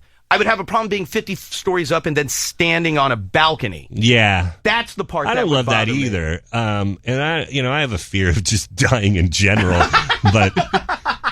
but that was a thing we wanted to do as a family, and I kind of manned up. Once I got up, it was so fun. And you're in the Magnum copter, and the guy's playing the Magnum theme and That's pretty everything awesome. on the headphones. And you're flying over Hawaii where they shot it, so it's like there was a lot of nostalgia involved, and that's pretty good. Yeah, it made it fun. Yeah, that's and nothing my wrong with kid is losing it in the back. He's the poor guy, the poor copter pilot. My kid's asking him a million questions and just like loving it, and, right? But it was a lot of fun. Man, you do so much with your kid. Good for you. Good you for know, you. I'm trying to. I don't feel like you're missing any time on the road. You do more with your kid. I'm at home Well, that's all the time. the I don't thing. do anything. That's the thing. I mean, there's a little bit of guilt involved. So when I am at home, it's like quality. Let's hang out, and so we do have Lego time, and we do have guy time, and every day he and I, when I'm home, there's guy time. Is there really? Yeah. We're all pull away, and Also, he and I'll just do something together. And did you carve that pumpkin, the Jaws pumpkin? absolutely, That's you. yeah. You're that artistic with a pumpkin. Yeah. Nobody knows what we're talking about. Your Halloween pumpkin, you carved Jaws into the pumpkin, Yeah. the movie poster. Yeah. Yeah, it's beautiful. It looks like an artist did it. Thanks. I mean, no offense to you that you're not an artist. No, I know, but no, it's just I don't know. That's something I can do, but and he loves it. So. All right, good for you. Arlington Draft House, 2 shows tonight, 2 shows tomorrow night with Bob and David. That's out on Netflix now. Do I have a release date on Uncle Nick? December 5th, and it's going to be in like 10 or 12 cities. Right. And they're just doing like a couple of midnight screenings. Like it's not going to be out for a full week or anything like that. So some of these places, Sacramento, Phoenix, all the other places it's at on the website. But then I'll be able to see it on demand. Oh, yeah. Then it'll go right to on demand, and it'll be on Amazon, I believe, and a couple other places. Awesome. All right. So with Bob and David on Netflix, Uncle Nick, December 5th, and then on demand. Most important, though, tonight and tomorrow night, 2 shows each at the Arlington Draft House. Go to arlingtondrafthouse.com to get your tickets. Brian Posehn, thank you very much for coming in. I really Thank you, appreciate man. it. It's always fun. Thanks. Take a quick break. It's Elliot in the morning. Let's get into some dirt, please. New episode of Shark Tank on tonight. SNL. You get Adele as the musical guest, along with host her record come Matthew out today? McConaughey. This one? Oh wait, we're not going to be able to get one in. This counts. This counts. Just you have to hear. I think it's 13 seconds until she starts singing. And hello. There we go. Okay, got them all in. All right. There we go. Oh, nope. There's still we one more. did. Oh. Still one more. I'll figure that out. American Music Awards are on Sunday night with Jennifer Lopez. There will be a lot of remembrances of music legend Alan Toussaint as he is laid to rest in New Orleans today. I guess not long before he died, he was set to perform a benefit concert. Right. Or not long after he died, I guess, with Paul Simon to raise money for artists against hunger and homelessness. So his family is saying in his memory, it would be nice if you would make a donation. That's cool. So they're doing That's very nice. A lot of nice remembrances of him in New Orleans today. Also this weekend, world premiere of Trevor Noah, Lost in Translation. That debuts Sunday night at 10. By the way, he filmed that here in D.C. Yeah, on Comedy Central. Your Chicago shows for Fare Thee Well for the Dead concerts. Yes. Available now on Blu-ray, DVD, and CD. If you go to dead.net, you can get all 3 shows, 12 CDs. Yes. And then they've got, different CD, DVD packages, Blu-ray, whatever. Right. Yeah, no, I knew on that was sale out today. Kreider has had almost like an advent calendar in the office, counting down the days. Ryan Seacrest letting everybody know that every single judge is going to be taking part in this last version of American Idol, saying that, of course, Simon and Randy and Paula would be back, but then you're going to get Ellen, you'll get Steven Tyler, you'll get Cara DioGuardi. You remember her name? No, not really. Right. I also don't remember Ellen. Well, I didn't watch, but I mean, you forget that she was on the show. Yeah, Mariah Carey, Nicki Minaj, obviously with the current hosts. Right. Are going to be on in some sort of fashion as the show Who are the gets current ones? It's Jennifer Keith Lopez. Urban. Oh, Jennifer Lopez. Harry That's Connick right. Jr. That's right. That's right. so You want to say Heidi Klum, but that's AGT. The final right, with Nick Cannon. The final episodes will start airing in January. Going to be a big weekend for the Hunger Games movie Mockingjay Part 2. There is also The Night Before with Seth Rogen that opens up this weekend, and Secret in Their Eyes, a little bit more serious with Nicole Kidman and Julia Roberts and Chiwetel Ejiofor. Sunday, marking the 20th anniversary of the Disney Pixar classic Toy Story, a fourth Toy Story movie currently due out in 2018 with Woody and Buzz expected to be back. To infinity and beyond. 20 years old this weekend. Damn. For the first one. Which was the one that Meltzer cried during? 3. 3, that's right. I never saw 3. Saw 2. Foo Fighters' countdown clock will hit 0 this weekend, Sunday night, just after 11 o'clock. There's also a teaser of some of the new music that is put out there, too. Charlie Sheen looking now to publish a book, obviously after his big reveal earlier. You know, I hear Posehn was like the comedy police on that show, and they did not like it. So his lawyers are saying they've been talking. By the way, how awesome is that story? Yeah, they don't care. Yeah. Been talking with book publishing houses trying to see who is going to offer the most money after his big interview with Matt Lauer earlier this week. He's weighing a lot of options. John Cena did come out and confirm what had been rumored about him, that he is going to be hosting a show called American Grit. It's going to have 16 contestants going through different military and survival challenges. It'll be airing sometime in 2016. On Fox TV. Police in Ohio searching for a guy who continues to steal Downton Abbey DVDs. Apparently he has done jail time twice for this in the past couple of years. He steals these box sets. He gets caught. He goes to jail for a short time. He gets out. He goes right back to the stores and steals DVD box sets. Apparently he stole some more last month. And the police are looking for Tyler Molnar. Yep. Wanting to know where he is. Nathan Lane finally getting married to his longtime boyfriend, a playwright and producer by the name of Devlin. They've been together for 18 years, but they finally just decided to get married this week. And all the pictures are already starting to come out because Sofia Vergara and Joe Manganiello. Oh, they get married this weekend. Getting married on Sunday, but they already had the parties that started last night. Sunday is actual wedding day right on the beach in Miami at the Breakers Hotel. 400 people expected to attend. Total price tag somewhere around $4 million. It's expected to go at least until 5 o'clock. 5 a.m. on Monday morning. Yeah. Oh, you know what? Maybe we'll call the hotel when we get in. Yeah. And see if they're there. If you're headed to Homestead, factor that in. Like for traffic? I'm serious. All right, very good. Let me take a quick break. We'll wrap everything up next. Elliot in the morning. But of all the stuff, and granted, I only heard parts of the songs. One song I liked. Elliot. What? Well, did you think it wasn't? That doesn't live in my wheelhouse. Did you think it didn't? The last record lived in everyone's house. No, I don't have it. That's a lie. I swear to God. Does your wife? No. No way. If she has it, I don't know. But no. But Adele doesn't live in my... Put my drink on it. But it's like I've always said, like that doesn't hit my wheelhouse. And then I've always just referred to it as black F music. That doesn't live in my wheelhouse either. What's wrong? Okay. Yeah, like that doesn't. Yeah, but it's feasible to think that Jackie would be playing it in the house. Not while I'm there. Oh. Turn that crap off. Turn off. No. But what was the big song off the last record? What was the Rolling in Deep. That's it. Like that song is fine. Like I appreciate it. But I don't know what was great about. I shouldn't say I don't know what was great. I just never listened to the rest of the record. So like with this one, like hello. It's fine. There's nothing wrong with it. It's just, it's not my favorite song, but I get why people like it. But based on the stuff that we heard, there was one other song that I liked. There on the last record, had you listened to more, you would have heard a tune called Someone Like You, which you may have liked as well. Is it upbeat? You know the song. It was almost as big as Rolling in the Deep. I have to hear it in my head. Oh, anyway. There's someone like you. That's the Scorpions. Oh. Oh, Brian's back. No, but that, like, maybe if I listened through the whole thing, then I would like it. Mike, did you love it? I thought it was great. Oh, Mike, stop. We heard a decent amount of each song. Yeah, but and I won't be able to hear it again until she finally gets off the high horse. 2015 streamed the record, but I will say this, based on what we heard, it does not sound like she pushed the envelope enough.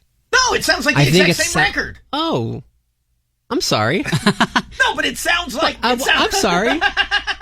Are you allowed to comment on a record you never heard? Okay, but Hello, everybody was like, oh, it sounds like Adele. Well, everything sounded like Hello. I thought there was Except some for one stuff. song. There was one song that sounded good. The piano-driven stuff to me sounds like she said, you know what, I know what formula works. Right. There's nothing daring about that. But you know what's great about it? Here we go. Look at him. It works. It works. Why, what was did you it? like it? I mean, I would feel like I need to devote a little bit more time to the whole album before you make a call on it. But I mean, I like that last song he was playing. Yeah, that was good. That was good. There was nothing different about that than the They're all Hello to you. No, honestly, they're not as good as Hello. Hello's okay. There was one song that was like upbeat. That one I was like, you want the dance track? No, I don't want a dance track. I think didn't Rick Ross remix Hello? Did he? Yeah, you can check that out. Okay. Or is that getting into that genre you don't like? If it's Black F music, I can't listen to that. I can't listen to that. That's just not me. But that's okay. I think it was Seth Meyers this week who said for the Radio City shows, said that people who couldn't get tickets were sad. Those that went were inconsolable. I'll let you know again when I hear it again on Spotify. But that was a nice public service. People seem to love it on Twitter. Oh, did they? That I played the whole record. Now you don't have to go out and complain on social media about how it's not going to be on Spotify. Well, I mean, you know what? And thank you. By the way, because it's not Spotify's fault. They're awesome. In sticky. Oh, wait till I tell you about the email. Did everybody get the email yesterday? From who? The company. About what? The app. Yesterday? Yeah. Or the one we got earlier in the week? Wait, what was? Or the family one? Yeah. Yeah, but you didn't get one personalized? That's what I wanted to know, if it was personalized or if it was a form email. Oh, I got a whole email yesterday from Darren. Whole email about it. But nobody else got that? I don't think that was personalized. Well, if it was, then you know what? He misspelled a word that went to everybody. Somebody didn't proofread. Oh, boy. All right, so I mentioned Garth Brooks. There's 5 shows. We may be up to 15 by now. But 5 shows definitely at the, what's the name of the place? Royal Farms Arena. And if you're wondering, Ticketmaster is still unable to process my request. All right, I'm adding shows. We'll work on that midweek, him coming in. Also, don't forget, tickets are on sale. The other thing that I should mention, I can hit that. The other thing that I should mention is tickets are on sale for Guar, New Year's Eve with XL 102. So those tickets are on sale, or they went on sale about a half hour ago. So you can pick those tickets up. Once again, thank you very much to Brian Posehn. Thank you, Brian. Arlington Draft House tonight and tomorrow night. 2 shows each night. Go to arlingtondrafthouse.com to get your tickets. Also, thanks again to Texas Jack's Barbecue. They will open sometime right around December 7th. That's the date we're shooting for. It's txjacks.com, 2761 Washington Boulevard. They will be open Monday through Sunday, 4 in the afternoon till 2 o'clock in the morning. All your barbecue classics. Also, we're going to showcase some Mexican and German food that has kind of transitioned to what we know barbecue as today. 5 blocks from the Clarendon Metro. Complimentary parking will be available for dinner. Also, the bar looks like it'll be great. And a whole different bar menu as well. But again, it's txjacks.com, 703-875-0477. Probably nobody there. They're not open yet. But go to txjacks.com to get all the information as they get closer to opening. Monday, when we get back, short week, we're working. I will have another $500 for you with Elliot in the Morning's November Wham. 3 more days of cash next week. So we'll do it Monday, Tuesday, and Wednesday. Also, tickets to sold-out Grace Potter shows. So I will have those tickets for you as well. If you need to get caught up to date on anything, keep up with everything, Facebook.com/EITM online. You can get everything there. Everybody have yourself a good, safe weekend. We'll see everybody back here on Monday. And see you soon! The day has closed. Another day. It's gone from us. It's gone away. It'll be back tomorrow, though. We'll celebrate. Ho, ho.